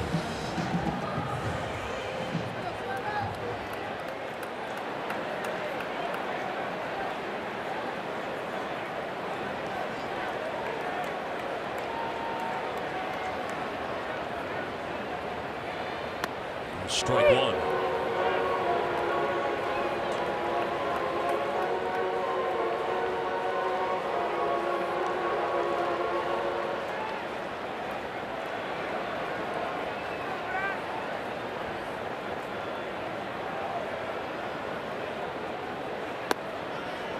Ball 1-1-1.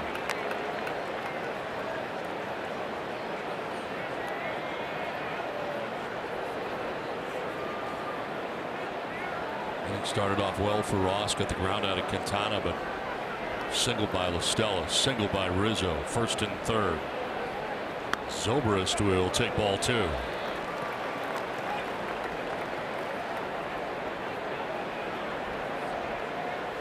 Next pitch should be the 80th of the afternoon for Tyson Ross, the Padres starter. And Ben Zobrist has only grounded into 4 double plays this season. He's good at spraying the ball all over the field. The leader in that category, just to give you an idea, is Wilson Contreras with 10 twin killings.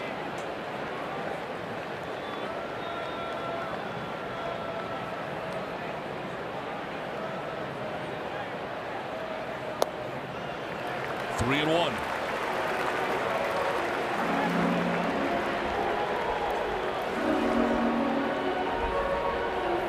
Pull side 33% right at the second baseman, and that's where Perella is splitting that piece of pie.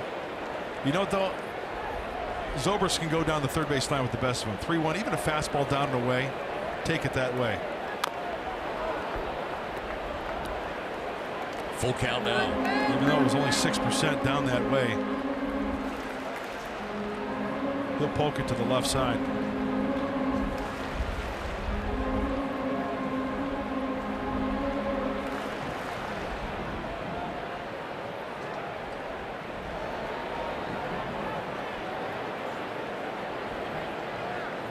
Stella at third, Rizzo at first, one down.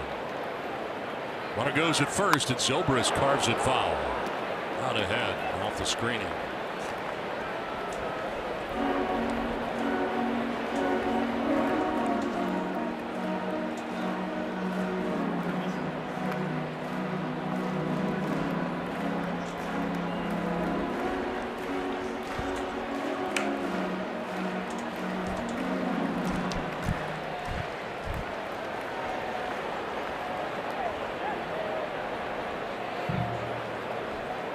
Off pitch, runner goes again, and Zobrist grounds one to first. Gobbled up by Hosmer from his knees, throws home, and safe at the plate is LaStella.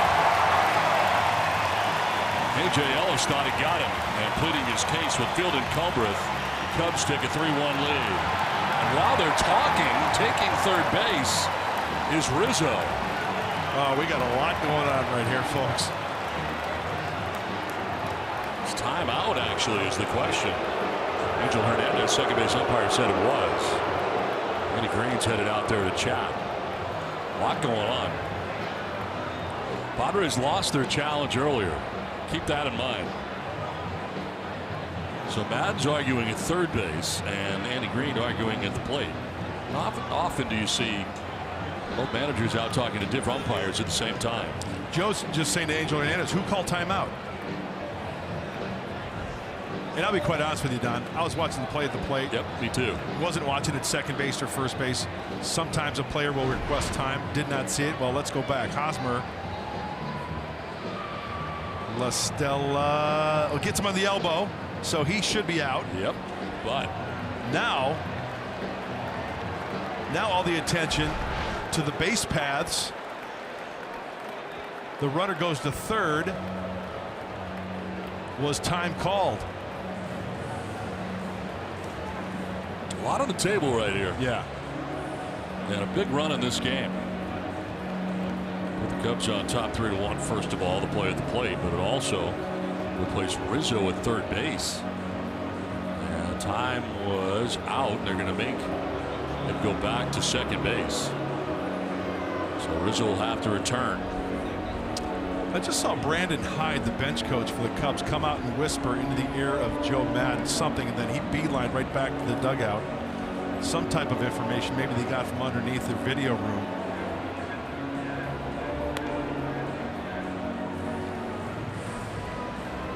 Padres can't challenge the play at the plate. They lost their challenge earlier. But I think they would have had a shot of getting that overturned. Absolutely. Instead, it's 3-1.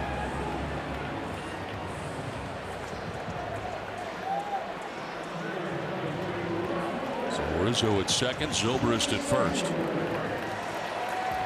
3-1 Cubs. Fielder's choice and RBI for Zobrist on the play.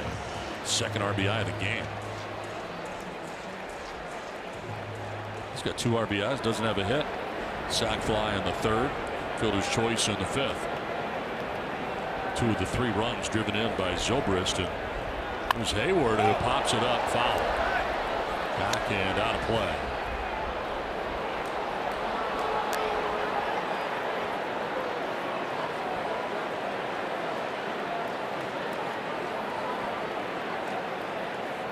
AJL is still talking to Field and Culbreth.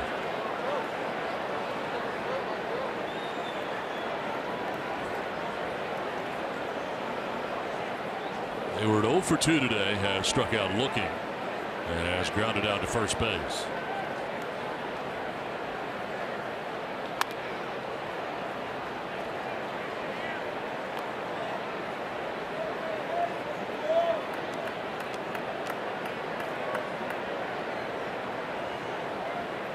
Tyson Ross, 85 pitches thrown today. 4 1/3 innings.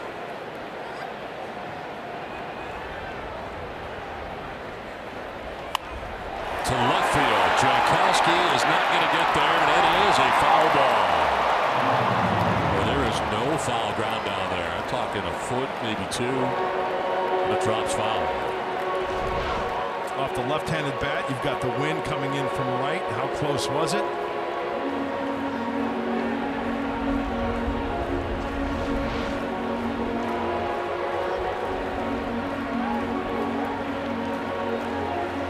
They were down 0-2. He's trying to get some more breathing room here in the inning. Already picked up a run. Have Anthony Rizzo at second.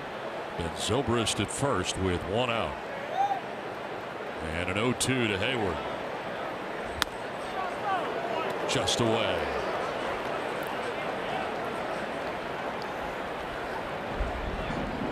This was off the plate. It's where he wanted it. A little backdoor cutter, maybe. Slider.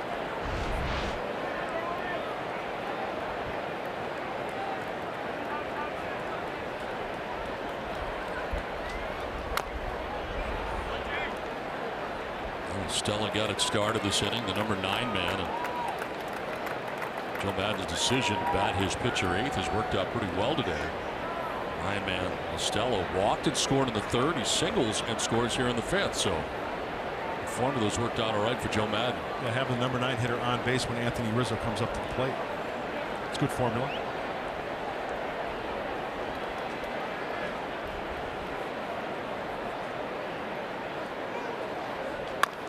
Over the mound. Galvis will go to first, and it is just in time. Both Galvis and Pirela went after that baseball, so nobody covers second. Hayward retired on the play as the runners move up to second and third.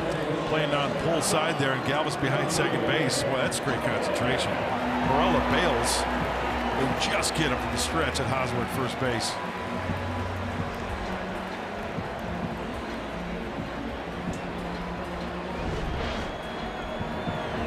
First base open, and Baez will be put on. So the no throw kind intentional walk here will send Baez down to first and load the bases. No reason to let him beat you. Yeah, hitting his 23rd home run. He finished last year with 23, and there's still 2 months left in the season. Bases loaded, 2 down, run in. Ian Happ coming up. Cubs center fielder has grounded out twice, once to the mound, once to first. There's 1 grand slam on his resume. He's got ball 1.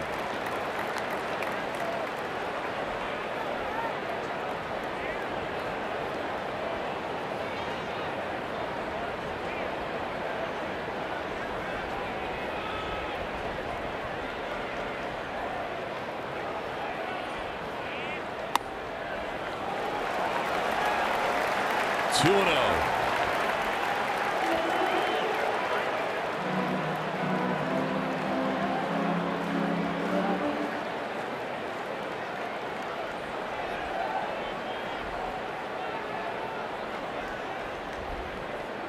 Two pitches this inning for Tyson Ross. That's a strike. Thank you.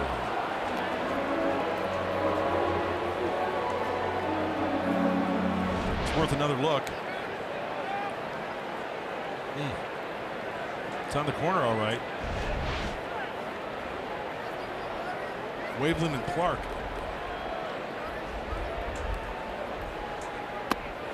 Oh boy.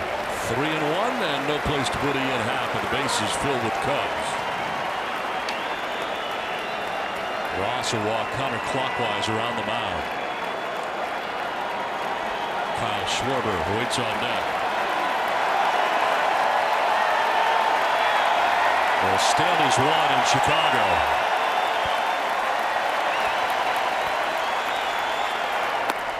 Swing and a miss. Full count now. If taken, a legitimate strike on that inside corner where he took a hack. Cut fastball.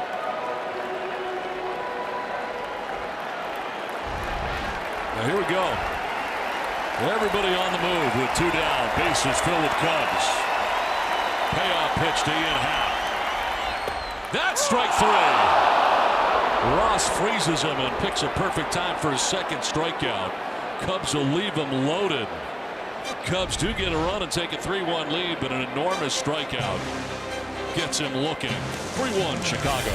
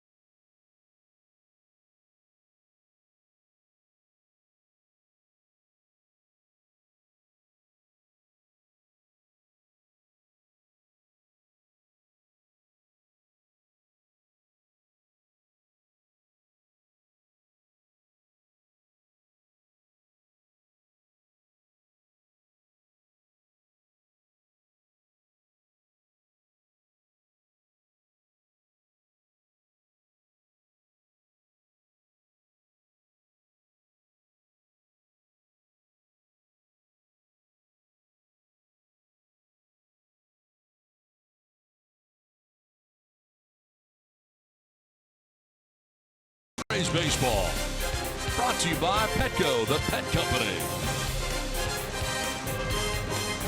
Beautiful day in Chicago. We played day baseball from Wrigley Field. Harry Carey statue right outside home plate.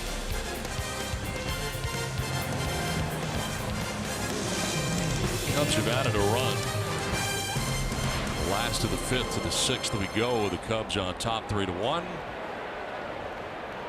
2, 3, and 4 scheduled for the Padres. Ellis, Renfroe, and Hosmer. Been a change here defensively for the Cubs as David Bodie takes over at third base. So Stella comes out of the game. It's only change. Quintana back out there. He's got a 2-run lead with which to work. And he jumps ahead of Ellis. AJ 0 for 2 today, has grounded out to short and struck out looking.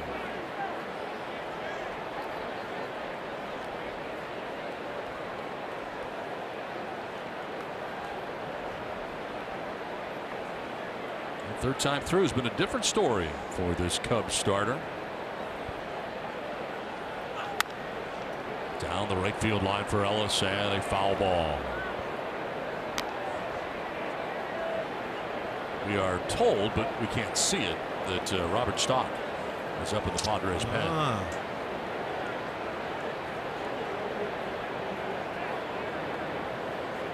Cishek is up in the Cubs pen. 1-2 to Ellis. We saw those numbers the third time around. Well, it goes back to what I said earlier about Quintana. He doesn't have that wow pitch, that one that really is devastating after throwing. You say, wow. 91 fastball, curveball. He's throwing some good curveballs and a changeup that he rarely throws. So third time around, you see quite a lot of pitches. And the next one will be 84 for Quintana.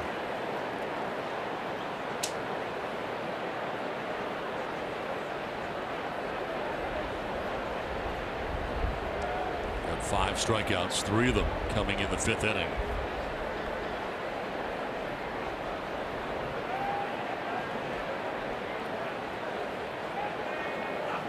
Make it 6 as he gets Ellis to begin things in the 6th inning.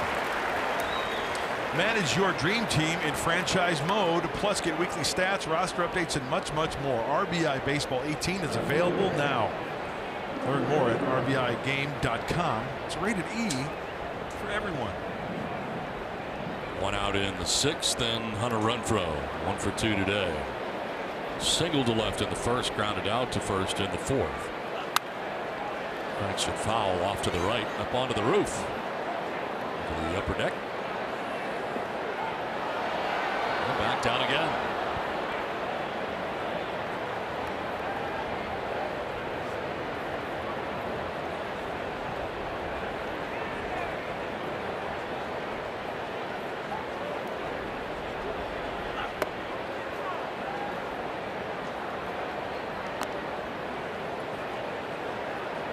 Jose Quintana coming into this game with a record individually of 9-7.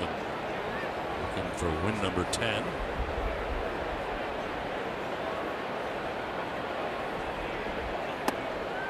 Falls behind, 2-1. Quintana coming up off a rough outing last time out. 6 runs in 3 innings. Saturday against the Cardinals.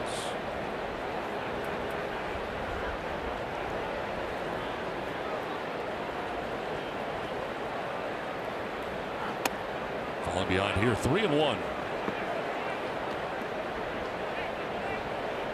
So Hosmer next with 1 out here in the 6th inning.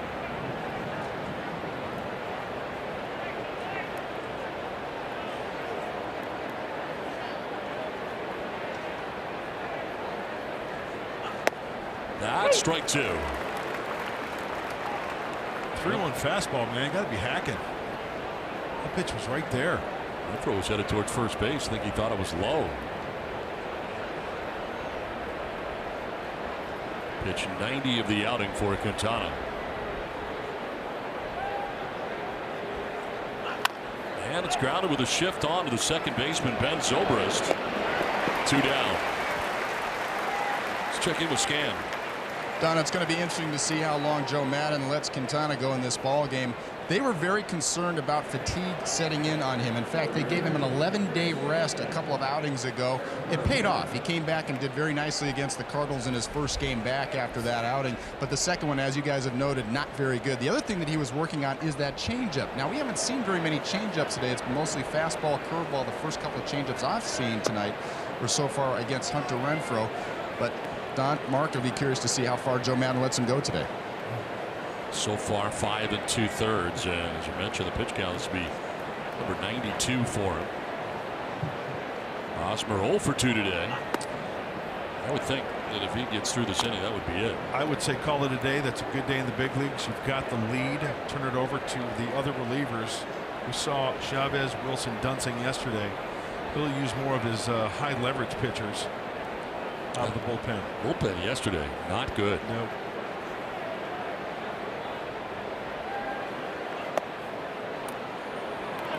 A little bit low, 3-0. As we mentioned earlier, Cishek was up, and it looks like he is up again. You've got Kinsler down there.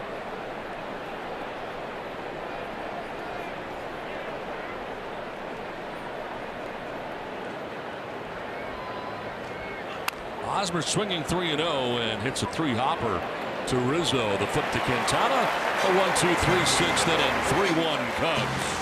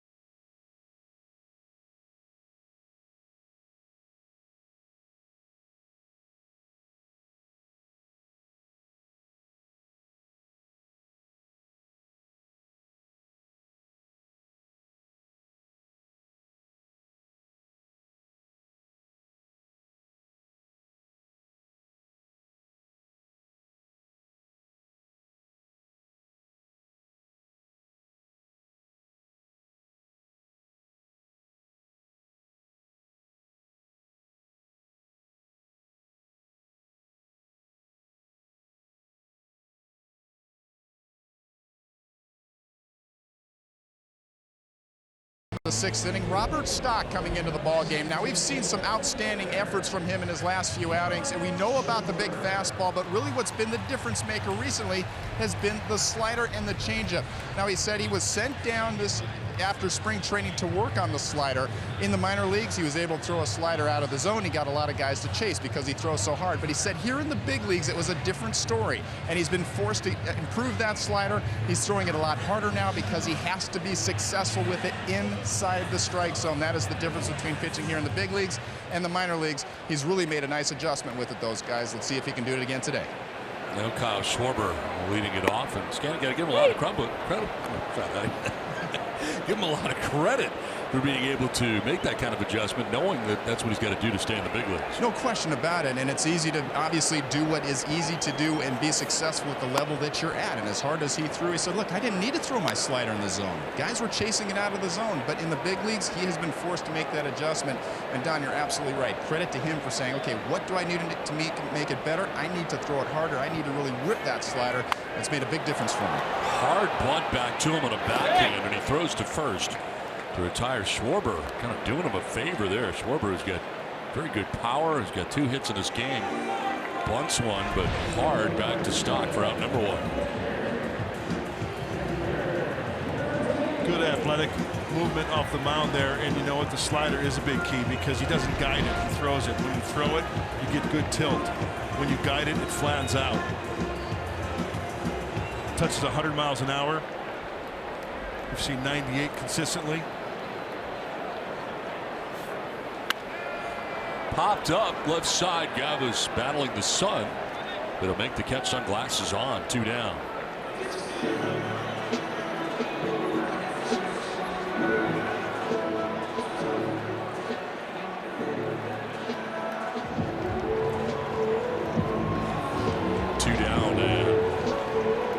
Hitter Albert Almora Jr. started last night in center field. Pitch hits here in the pitcher spot for Quintana.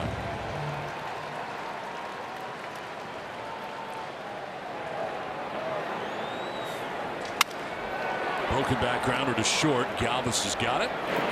Low throw, but dug out by Hosmer. It's a 1-2-3-6 for Stock. 3-1 Cubs.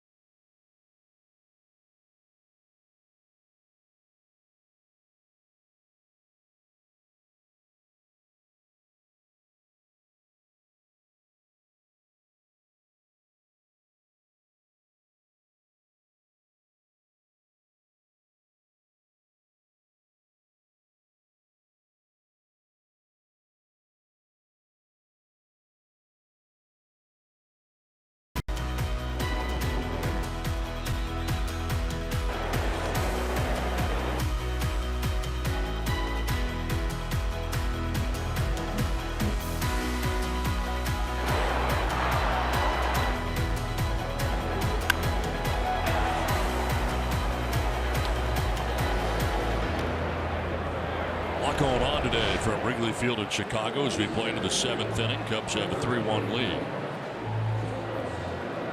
New pitcher on for Chicago after 6 innings, allowing just 1 run. Jose Quintana checks out.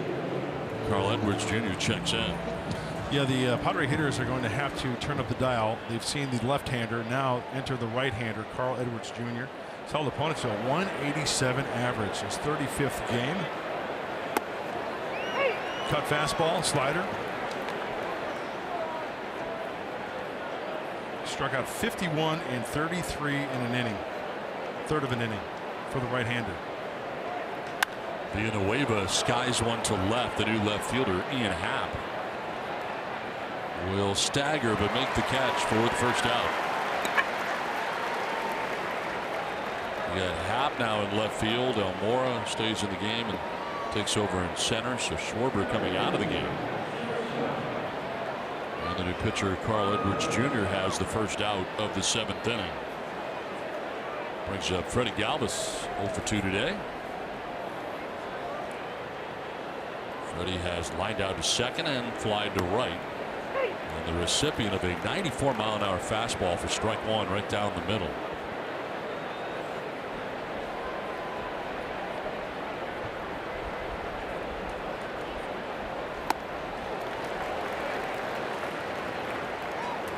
No secret to what Edwards is doing here so far.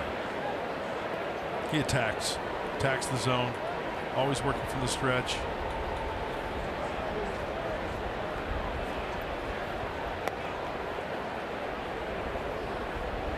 Got 25 holds last year, and that's the position he is in right now. Holding the 3-1 lead for Chicago.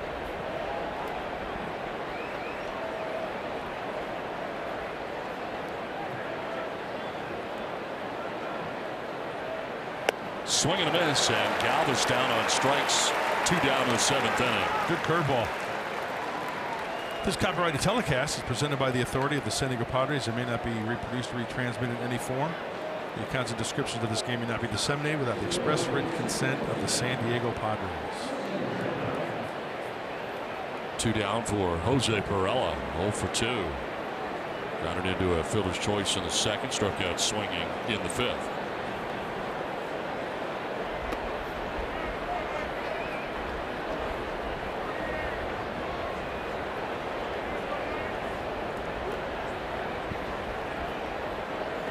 Last night, bullpen not good. Brian Dunsing really roughed up. I imagine we'll see a different combination of pitchers here with the lead for the Cubs. Rizzo to Edwards. A 1-2-3 7th inning. It's 7th inning stretch. Cubs have a 3-1 lead. Timeout for our Arco game break with Mike Pomerantz and Tony Gwynn Jr.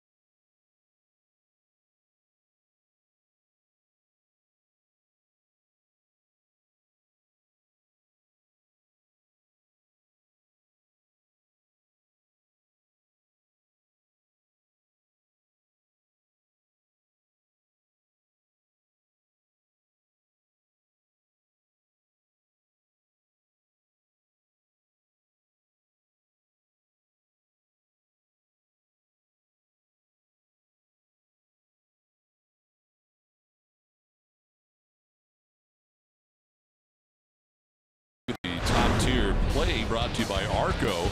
And Christian Villanueva with home run number 20 of the year gets the Padres on the board. Their lone run today. RBI number 45 for Villanueva. It's in the 4th inning. At the time was 2-1. Cubs have added a run in the bottom of the 5th, lead at 3-1. Robert Stock back on the mound again. From a personal standpoint, 20 is a nice round number, isn't it? Sure is. Good for him. David Bodie batting for the first time. Took over defensively at third base and now bats and fouls it back. Into the count of 1-1. 97 from Stock. Hey, Mark Grant, don't be humble. You threw super hard back in the day. I was wondering, did you have a similar situation as Robert where you just dominated guys with your fastball in the minor leagues and had to make some adjustments with the off-speed once you got to the big leagues? The latter. You're absolutely right. In the minor leagues, I just threw the fastball. Couldn't spot it, just tried to throw it right down the middle. That was my mindset. I had a 12-6 overhand power curveball. Threw that early on in the big leagues and didn't develop a changeup till later. And I tell you what, learning at the big league level is one tough thing to do. But I like what I see in Robert Stock. And you made a good point about that slider. Throwing it aggressively, letting the ball do the work. And even if you miss with it, if you've got that tilt to it, it could still work to your advantage. No question. I thought it was interesting, too, his comments about how guys are just more patient. They force you to pitch in the zone a lot more here at the big league level. He was talking about his changeup. He said it was a great weapon for him in college, but he stopped using that as well in the minor leagues because he threw so darn hard. So he's really made some really nice adjustments and just being honest with himself about what he needs to do to be successful up here. Well, he's able to strike out Bodie for the first out here in the 7th inning. Retired all 4 Cubs, and he's faced since coming in. You know, if I had advice to a kid coming up, whether it's high school, college, and they throw the ball really hard, develop a changeup, learn a changeup, keep it in your back pocket. You might not need it early on, but it's always good to have. You know, if you've learned it when you were 15, 16, 18 years old, now you're 21, 22, and you really need it. It's always good to have that familiarity with it. He's only needed 10 pitches to get 4 outs. That's strike 1 to Anthony Rizzo. 2-hit day today for the Cubs first baseman and leadoff hitter. Single to right both times. Now he drives one to right. Down the line towards the corner and the pole, and that ball is going to be gone. A home run. Anthony Rizzo with his 16th home run of the year puts the Cubs on top 4-1.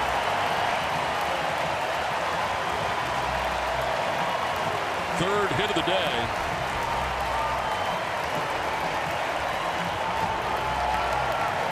Four to 1 Cubs.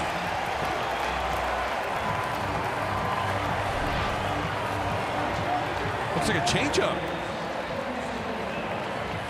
We were just talking about the changeup. Turn and burn into the teeth of the wind and just off the auxiliary scoreboard above the basket. You'll see the ball change direction off of his numbers in right field. Just enough to get it out of here. There it is in the basket. Home run number 16 of the year for Rizzo. Run number 4 of the day for Chicago. Grounder to short. Galvis throws out Zobrist, 2 down. Rizzo has really enjoyed the season series against the Padres. He's in the double figures now in hits. He's 10 for 19 against the Padres in the season series. In the first series, the Cubs swept the Padres at Petco Park. Have a 4-1 lead here in Game 2 of this series at Wrigley. And a 3-hit day today for Rizzo. 2 down is Jason Hayward.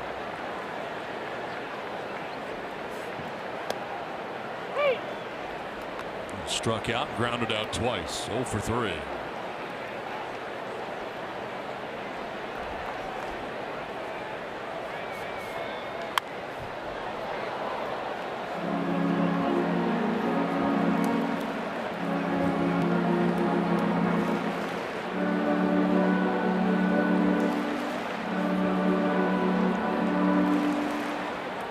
Center fielder Margot to left center, gap out in right center.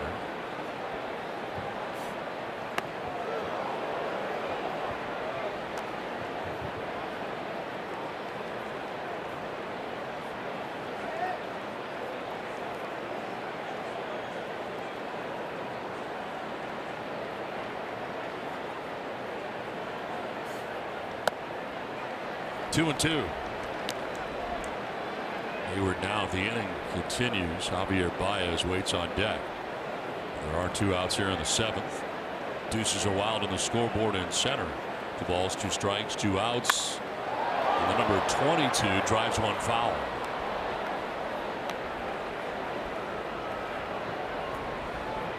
Any more 2s out there? Not that I could find. I looked. And if there were, I would have thrown it out there. That's part of my deuces are wild smack. Yeah, that's a pretty good one right there. On the ground to third, nicely shifting to his right is Villanueva. Good throw, inning over. But a home run for Rizzo puts the Cubs on top 4-1. There it is.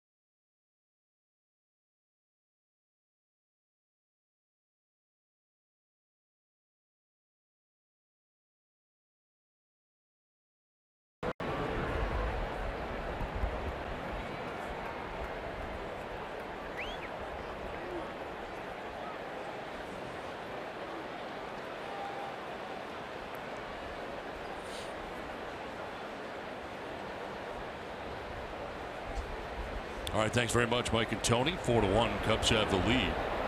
8th inning. And Edwards back out there. It's Corey Spangenberg leading it off here for the Padres. 226, 6 homers, 17 runs batted in.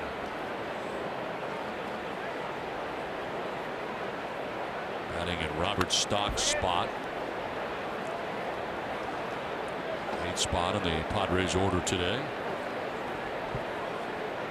As Phil Hughes gets ready in the pen for the Padres.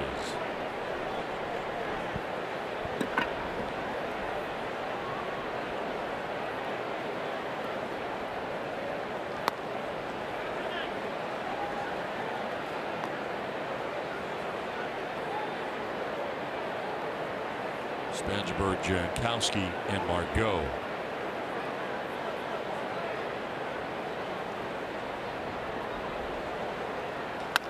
Lined into center field. A good start to the 8th inning for the Padres.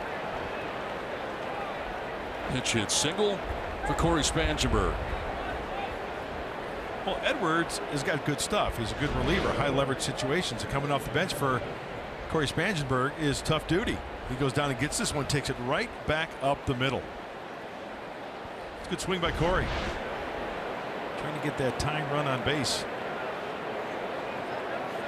Lead runner on, and it brings up Travis Jankowski. Padres are in slam range.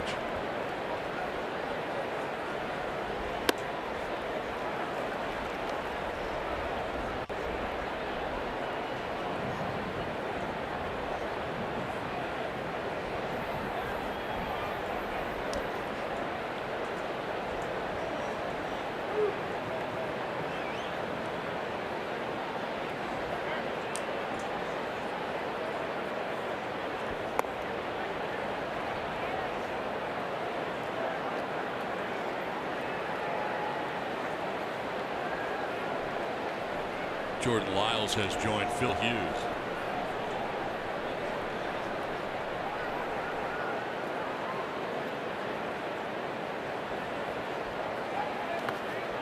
Bouncing in and blocked by Caratini. No advance at first base for Spangenberg. That was a wonderful block.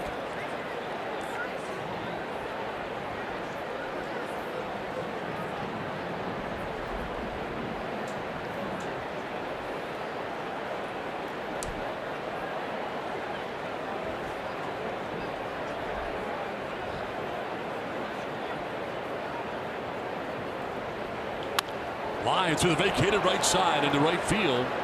Spangenberg will take second base, and the Padres have the first two on here in the 8th. So back-to-back base hits. Spangenberg aboard with a hit off the fastball. Choking up is Jankowski, and he pulls the fastball. Little cut fastball. I get a little meeting on the mound here. I got a double switch coming up. As Joe Madden heads plateward to talk to Field and Culver, the pitching change with nobody out. In the 8th inning, Padres making noise to bring the tying run to the plate with nobody out in the 8th inning. Addison Russell coming in as part of the double switch. 4-1 Cubs pitching change from Wrigley.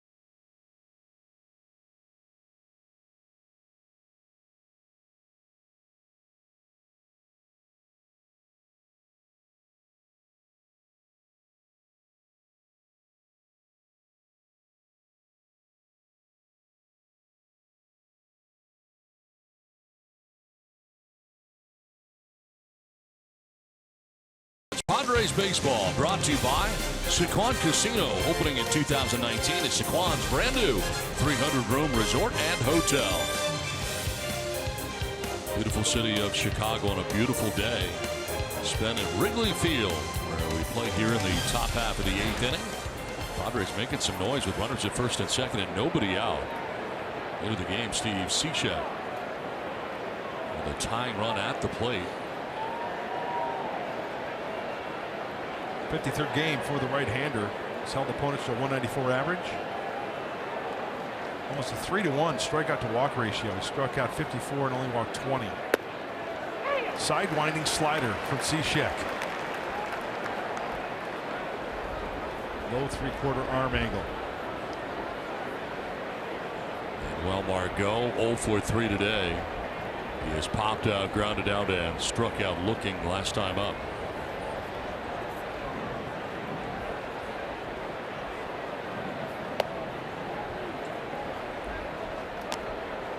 So Edwards had a 1-2-3 7th inning, retired the side in order pretty quickly. Gives up back-to-back base hits. Pinch hitter Spangenberg single to center, and Jankowski single to right. So the bottom of the Padres order doing some damage. Taking a page out of the Cubs book today. They've great production from the bottom. Cishek falling behind. Part of the double switch. Mentioned that Addison Russell was coming in. He takes over at shortstop. Moving from short to second base is Baez.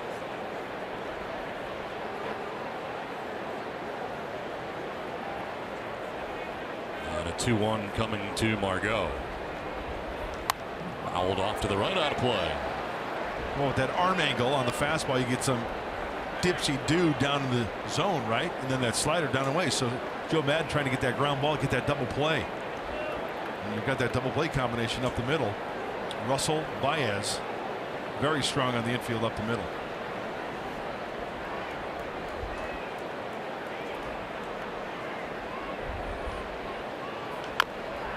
Chop foul, will do it again. Actually ended up in the Cubs dugout. They're housed on the third base side.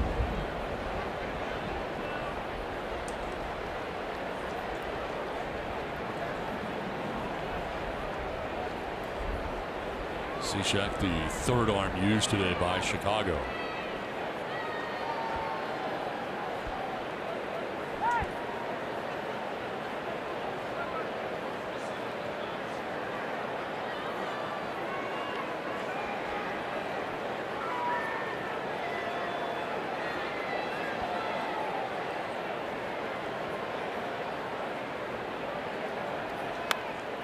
Foul back to the screen, still 2-2.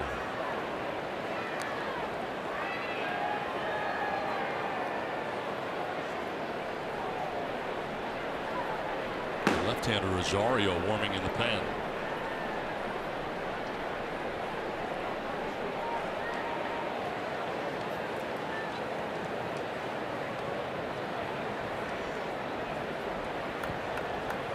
Time called, and Caratini, catcher, headed out here to talk to Cishek.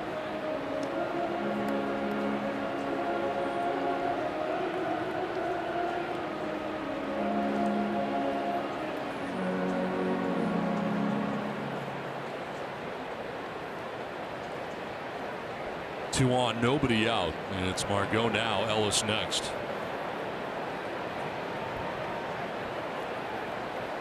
Spangenberg at second, Jankowski at first. Tying run at the plate, and Margot, and a grounder back to the mound. Cishek throws it into center field. So taken off for home now is Spangenberg. He will score, and instead of a double play possibility, the Padres get a run, and there's still nobody out. Cishek fires over second base and into center field. The errant throw leads to a Padres run. Well, right out of the hand of Cishek, this is airmail. I mean, there, from our vantage point, not even close. And even though it wasn't even close, Baez giving the old deke as if he were receiving that baseball. Watch Baez at second base. He's covering. He acts like he's going to get that ball. Travis Jankowski isn't biting. He's going to hold his ground as Spangenberg scampers home. 2 on, nobody out. A.J. Ellis will take strike one.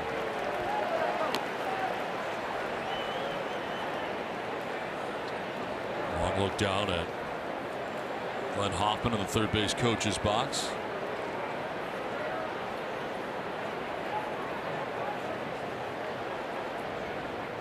Ellis bunting back towards the mound. Cishek will flip underhanded to first base with Baez covering. Sacrifice complete. 1-4 on the sacrifice against Jankowski to third, and Margot to second. So you get good speed on the base paths with the tying run now in scoring position.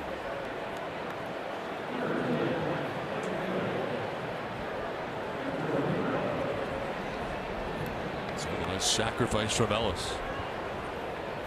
Gives the Padres a couple of shots here as Hunter Renfroe stands in 1 for 3 today. Single back in the first inning.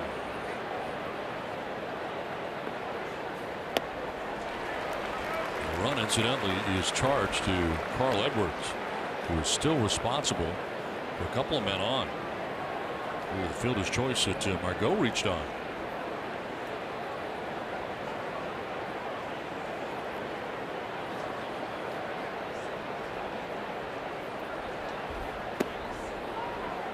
Ball and a strike, not close.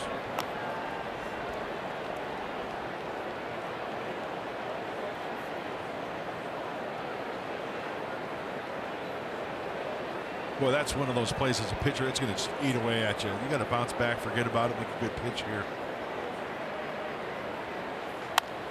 One hopper to second base. Baez coming home. Tag there.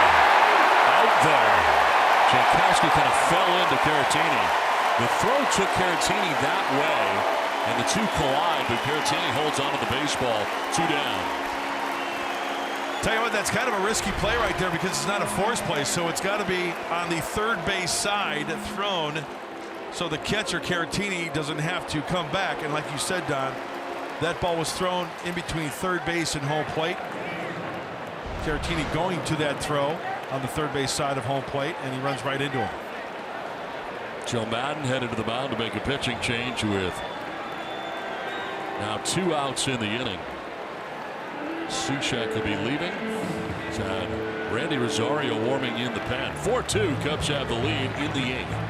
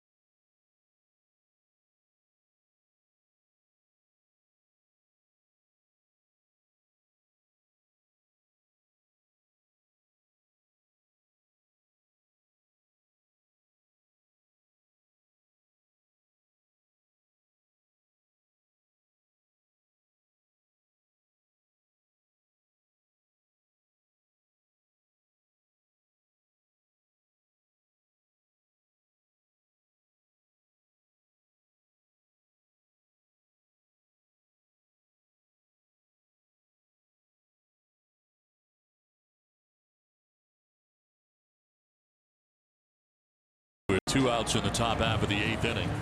Randy Rosario, the new pitcher for the Cubs. You know, going back to that play, as we look at Rosario's numbers, his 27th game, not too many second basemen are going to make that throw to home plate. It's a risky play. Even if you take the shore out, you're still leading this ball game, but leave it to Javi Baez at second base. Margot remained at second base in that play at the plate. So it's first and second now with 2 down. Yeah, he's got to be on third base, don't you think? Yes. Throw one to the plate. Eric Hosmer batting here. 4-2, Cubs on top. Rosario coming in the lefty-lefty matchup. Hosmer takes strike 1. 0 for 3 day today for Hosmer. Came into this game with a 9-game hitting streak. Does not have a hit so far today.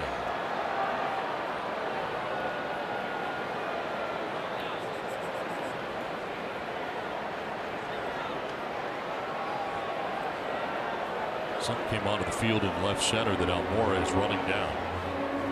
Oh, it's an umbrella hat.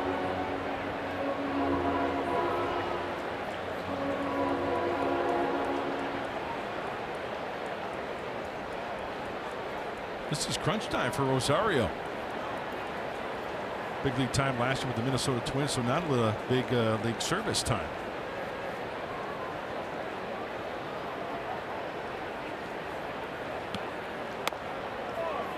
And these are situations for kids like Rosario to really boost the confidence. We've got a veteran left-handed hitter up there, Eric Hosmer. We've got 2 runners on base. Tight ball game.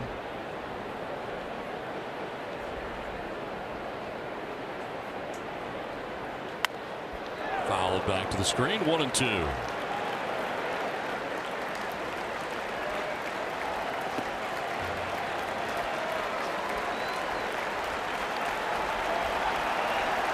Two outs in the 8th, and this crowd is standing in.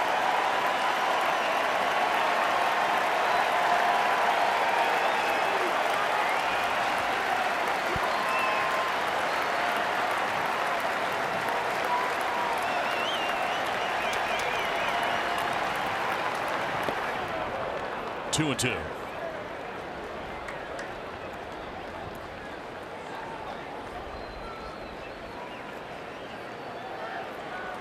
Padres getting a run back on the miscue.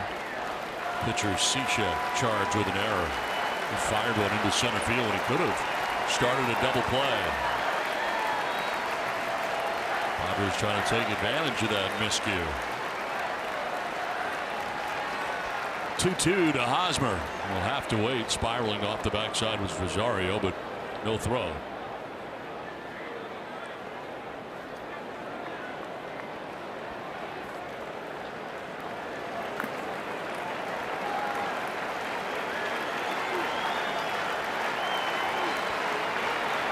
Out goes Caratini now, the catcher. No room for error. Going to go to the secondary sides here with the runner at second base. Yeah, you don't want to get crossed up here. Cubs at this situation on a grounder to either the right or the left of the infield. You go the short way at second base or third base.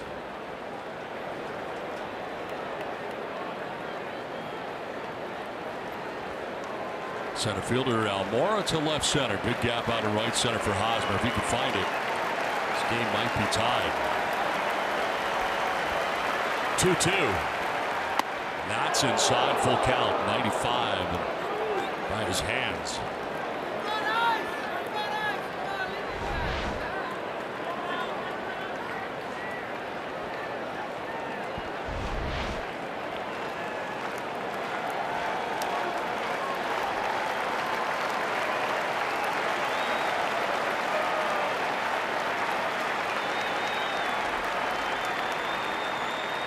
Hosmer protects the plate and fouls it back to the screen. Too close to take. Boy, I tell you what, he nearly took that one right out of Caratini's glove. Huh? Emergency hack.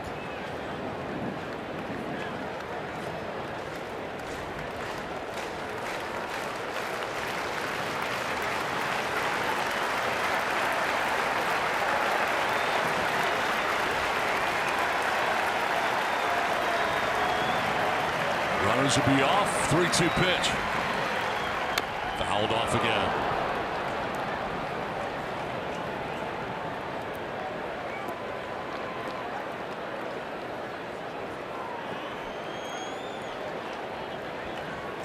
Eighth pitch of the at-bat coming up here with Villanueva waiting on deck.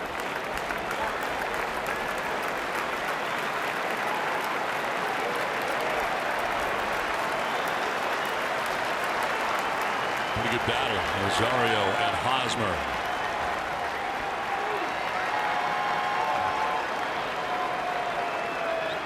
That's outside. It's ball 4. Bases loaded. Down to first goes Hosmer. So Rosario walks Hosmer to load him up, and Joe Madden is coming back out again. That's a breaky ball well off the plate. Kinsler was warming up for the Cubs. Brought him in for the lefty-lefty matchup. Didn't get Hosmer. 4-2. The Cubs have the lead. Pitching change from Wrigley.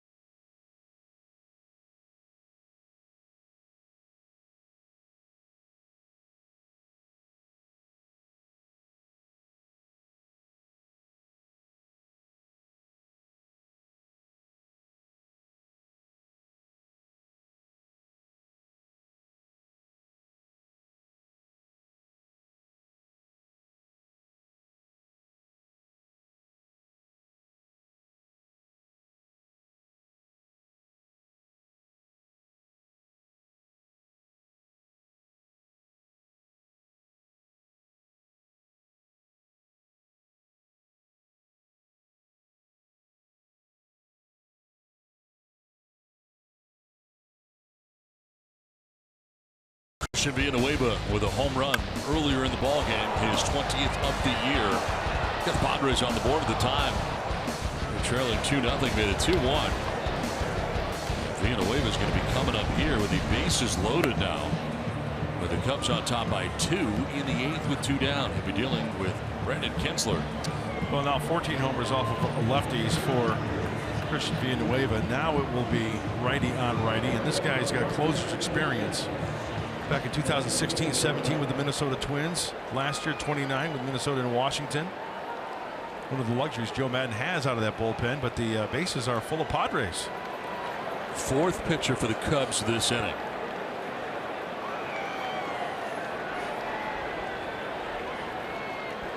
Bases loaded, a run in, 2 down. And it's strike 1 to Villanueva.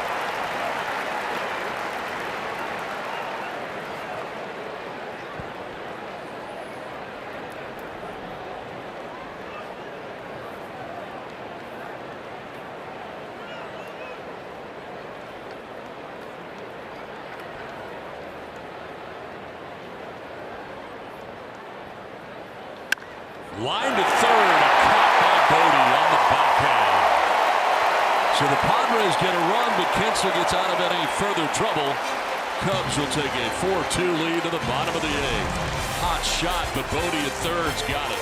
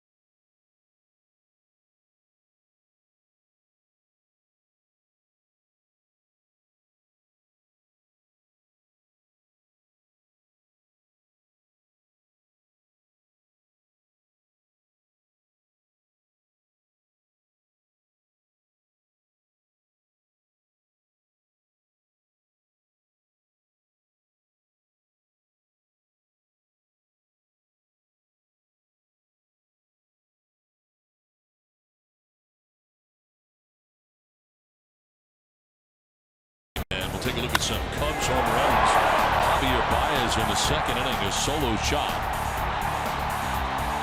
Anthony Rizzo in the 7th inning with a solo shot right down the line into the basket. For Rizzo, his 16th. Baez, his 23rd. Cubs have 4-2 lead. To the last of the 8th we go. New pitcher as Jordan Lyles takes over, 3rd arm used today by Andy Green. Last time out for Jordan was back on Tuesday against the Giants. A couple of innings, 2 strikeouts. Starter, reliever, swing guy. Trying to hold that deficit. Drive to right, down towards the corner. And that's going to one hop the wall. Baez heading for 2, maybe beyond. He's thinking 3. Galvis is throwing that direction. He will be safe at third base. Spangenberg must have missed the time. The throw beat him.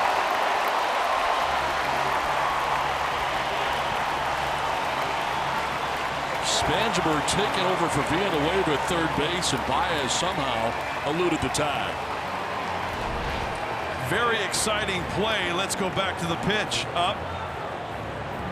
Thought it had a chance down that right field line. Now the race is on.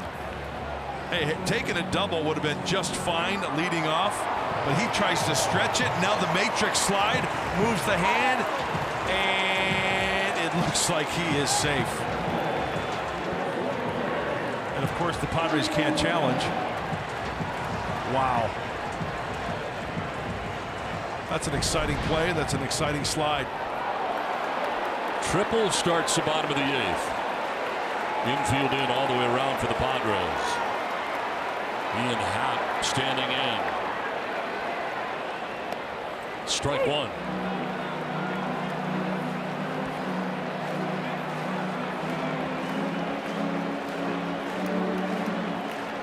For 3 today. He's grounded out twice and struck out looking. 0-2. You know, once again, Baez, right? That play at second base. Not a lot of other second basemen are going to make that throw. He does. A lot of guys are going to lead off and take the double, pull up. But no, not Javi Baez. Creates a lot of excitement, tries to stretch it into a triple, and he is successful doing just that.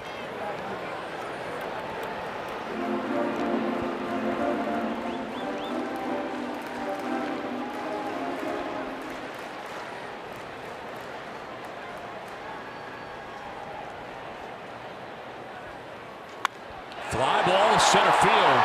Margot is pretty shallow, but he gets back there. It'll be plenty deep enough. Tagging, jogging home is Baez. 5-2 Cubs on the sac fly by Happ.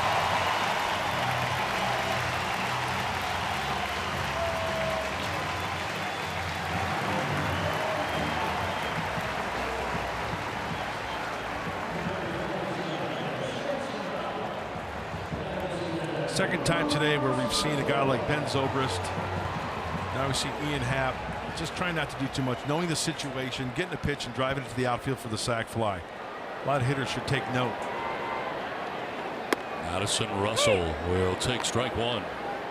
His first plate appearance after coming in at shortstop.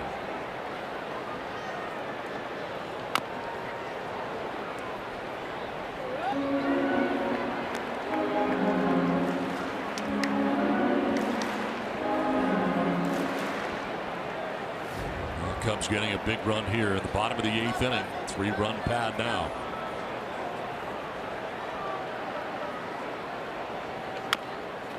Fouls it off, stays alive.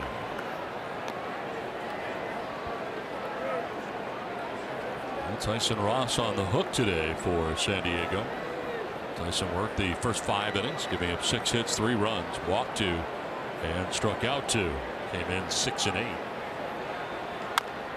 Over the mound, it'll be the shortstop Galvis to the bobble. Reaching will be Russell.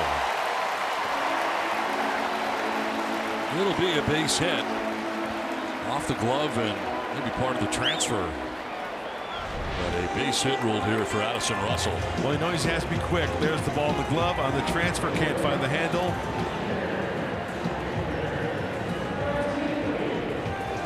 Freddie be the first one to tell you know what, I got to make that play. But that will go, as Don said, as a base hit.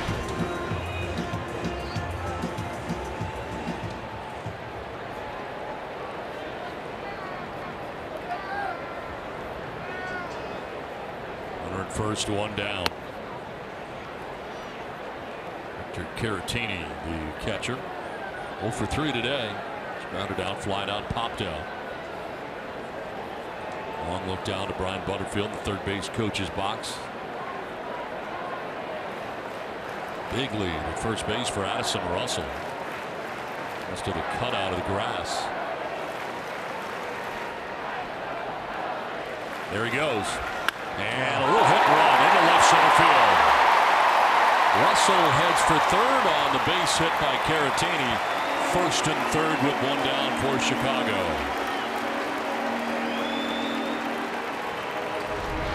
Runner in motion. Hitting to the vacated shortstop area.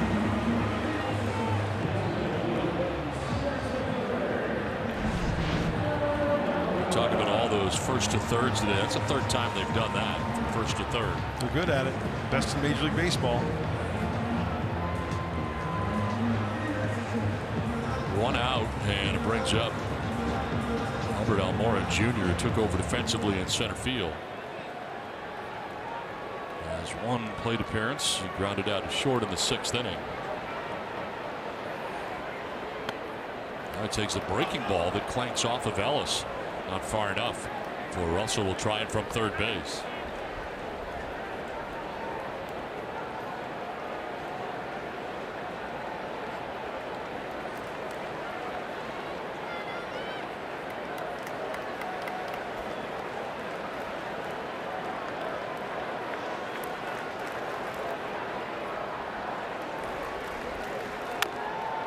Fouls it off his foot.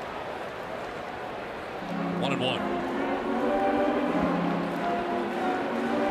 The Cubs with a 3-run lead, looking for more here in the 8th. Able to piece together that 8th inning was Joe Madden. He used 4 arms to get through the 8th. Did give up a run, but a run scored on the miscue by Steve Cishek. Threw it into center field. Now a safety squeeze. And a foul ball is the call from home plate umpire Fielding Culber.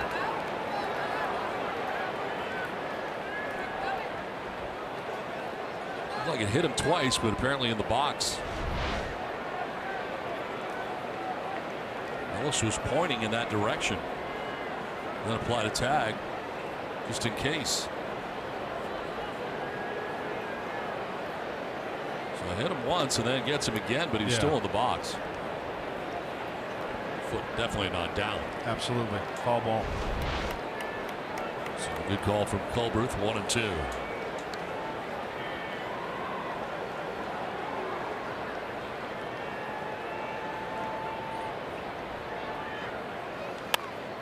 Bloop to left center. Over the shoulder catch made by Galvis. Freddie Galvis runs out to left center and makes the grab with his back to the plate. 2 down. What the Willie Mays is going on out there at shortstop? Freddie Galvis. Galvis 13 towards the infield. Catches it, goes into the slide, checks the runners. Pop-up slide. Got to scamper back. Oh, you are fun to watch, Freddie Galvis. First and third, 2 down. A run in, and David Bodie coming up. That was awesome. Bodie struck out swinging in the 7th inning. Took over defensively at third base for Tommy La Stella.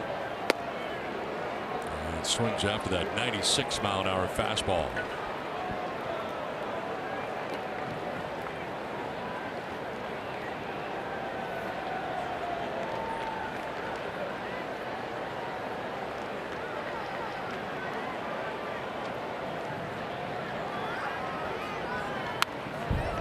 Oh, 2.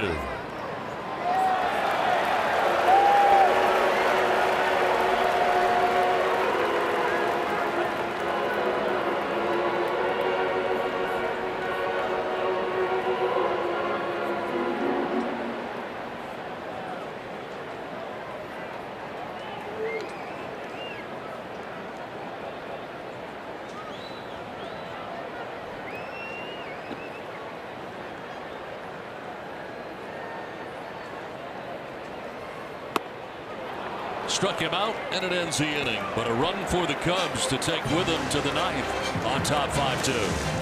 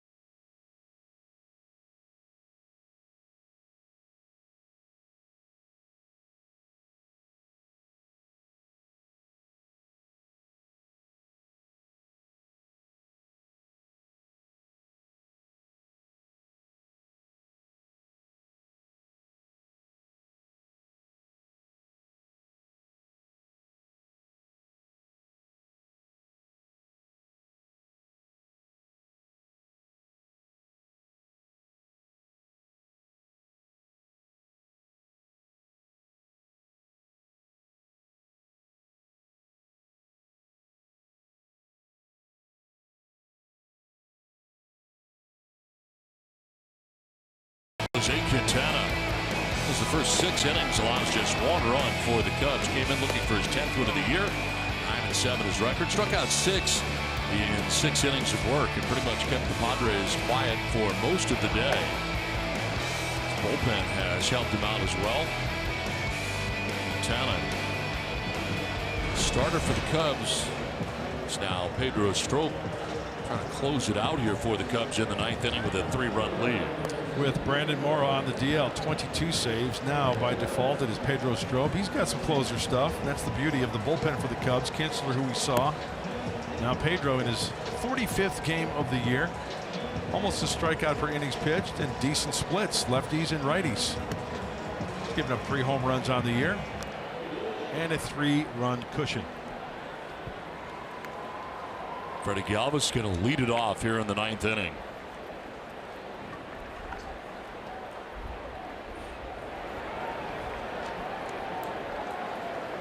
Freddie 0 for 3 today. Has lined out to second, flied out to right, and struck out swinging.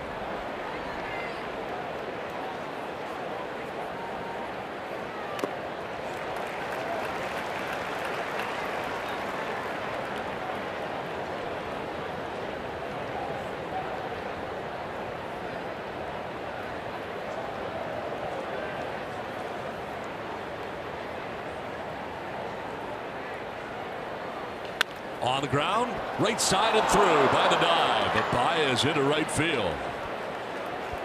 Galvis with a leadoff single to begin the 9th inning. Padres are going to have to battle against Strop. A walk here, a single there. Extra base hit. Pull to the right side, and Baez's reaction after that was like, I got to make that play, and wouldn't surprise me. The guy's all over the field. So lead runner on for the Padres here in the 9th inning brings up Jose Pirela. Didn't miss by a lot. Pirela 0 for 3 today. Running into a fielder's choice, striking out swinging, grounding out to first. Strop's upper 90s on the fastball. He's got that slider as well.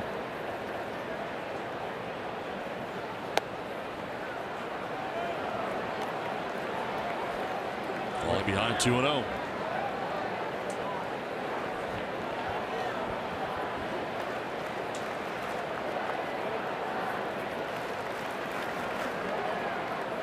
Elvis held on over there by Rizzo.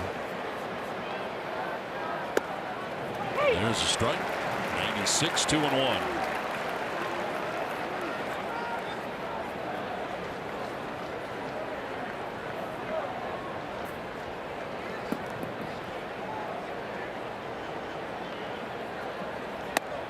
Ball 3, 97. It's an easy 97, isn't it? It is, but it's off the mark. Spangenberg on deck. Padres batting in the 9th, trailing by 3.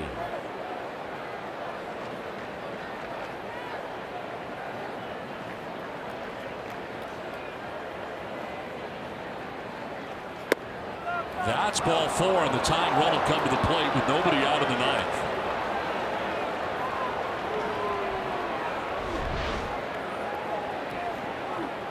Trying to bring back the 2-seamer at 97, not getting the call. Making it interesting here. Jim Hickey, the pitching coach, going to make a visit.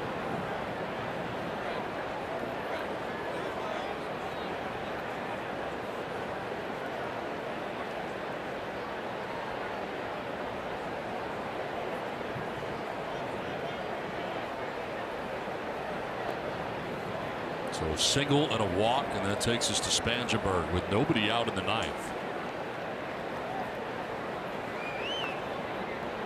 I mentioned that the 43 innings before this game, 16 walks. You get a little wild at times. He's got the 3-run lead.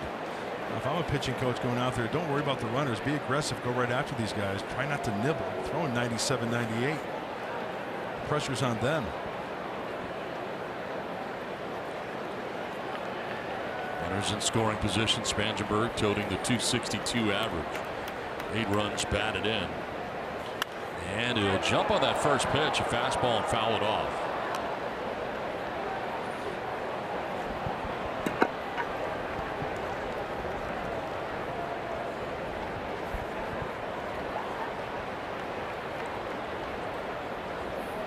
Galvis at second, Pirello at first, and that's a strike, and it's 0-2.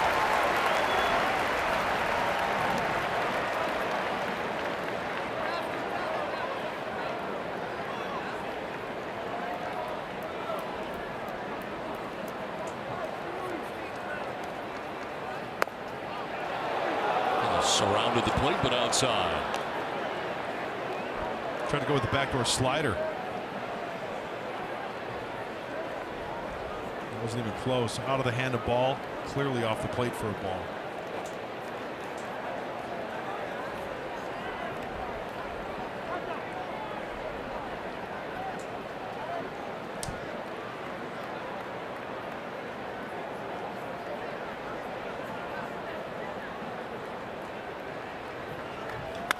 In the air to left field.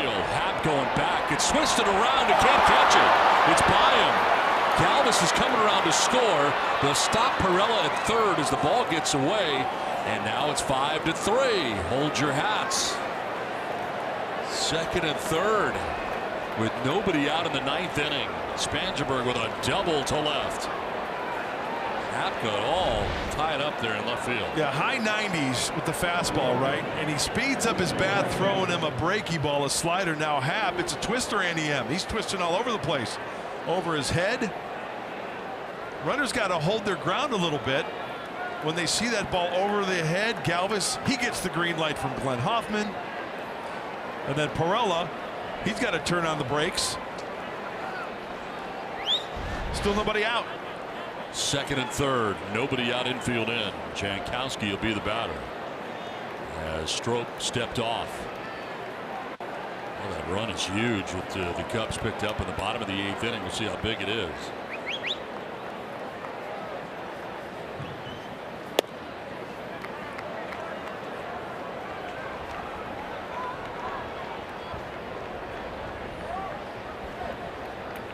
.270, 7 RBIs, 2 doubles for Jankowski in this spot with runners in scoring position.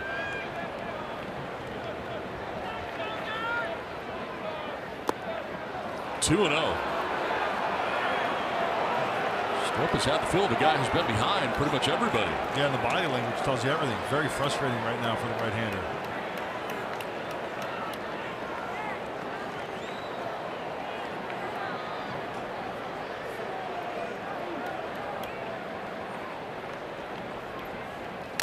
Fouled off, and it's 2-1. Fastball kind of up and away.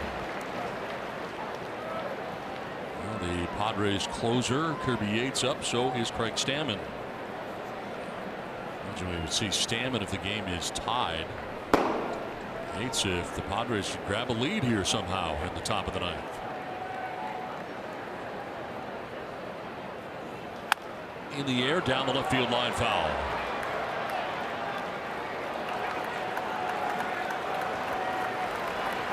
Jesse Chavez up for the Cubs. One of the pitchers that the Padres got to in yesterday's game. He gave up the home run. One of the home runs.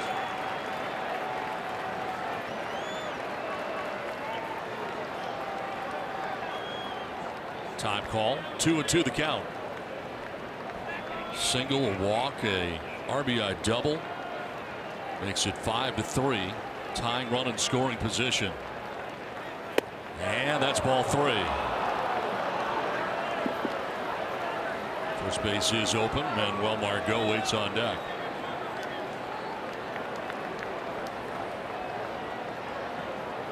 Pirello at third. Spangenberg at second.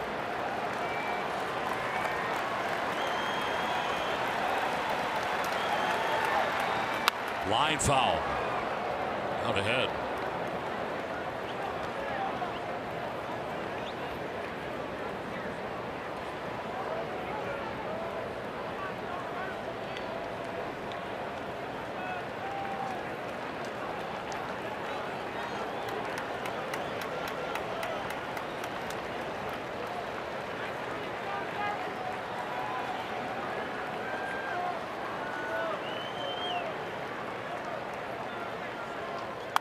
Fouled off again, and the battle continues. This is great. You got to be quick for the fastball. You got to adjust to that breaking ball. Foul it off. Hey, even if it's a bad hack, you foul it off, you get another whack at it. Perella is walking lead off third. Same can be said for Spangenberg at second. Chop to first. Rizzo is going to take the out as the run scores. That brings the Padres within a run. So Jankowski out 3 unassisted. But scoring is Perella, and it's now 5-4 with the tying run 90 feet away. And just 1 out in the inning.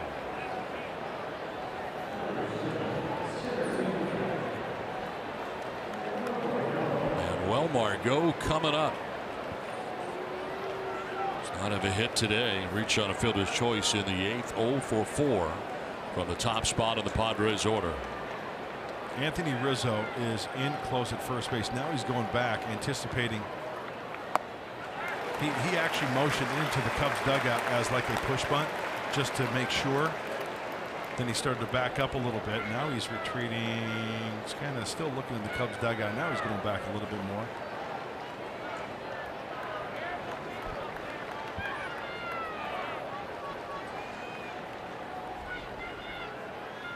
Margot grounds one left side. Coming home is Bodie, and at the plate is Spangenberg. An enormous out for the Chicago Cubs. Wow. Bodie comes home, and out at the plate is Spangenberg. Ladies and gentlemen, boys and girls, if you want to see one of the quickest transfers of a third baseman getting rid of the pill towards home plate, you just saw it from David Bodie. Watch him field this baseball after Spangenberg is tagged out by Caratini. Gets the ball, gets in front of home plate, prevents him from touching home plate. That is a big league play. You can see how close it is. Once again, what a great play by Bodie. Joe Madden deserves some credit right there. He made that switch at third base earlier. The Stella not as good at third baseman as Bodie. Made the switch, and Bodie comes home with it in a huge play. As Caratini started out, then stopped. As Ellis is coming up now, Caratini will go out. Watch this transfer from Bodie. And then on the run, fires it right to the chest of Caratini.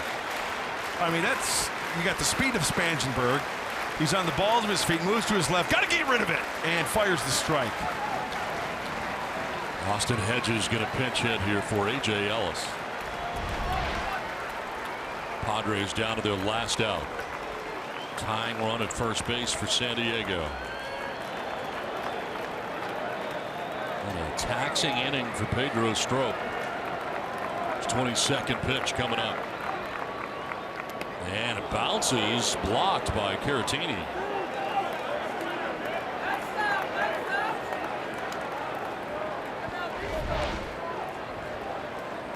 Well, how he caught this one, I'll never know.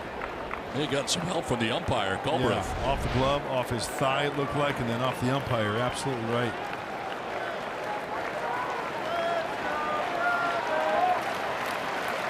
Margot at first, held on by Rizzo. A stroke peers in for a sign. Wow, ball 2.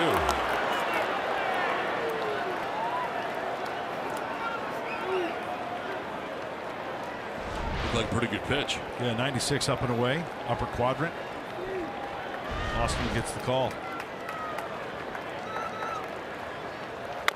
Fouled off by Hedges over by the Padres dugout. 2-1. Last night, Austin Hedges with a 3-run home run.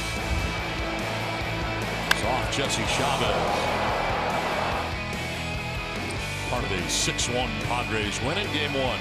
And if I'm guessing, Strup's going to try to keep the ball away from Hedges, give him the opposite field. Fouled off, 2-2. Now bring 40,894 to their feet at Wrigley Field. They stand as one.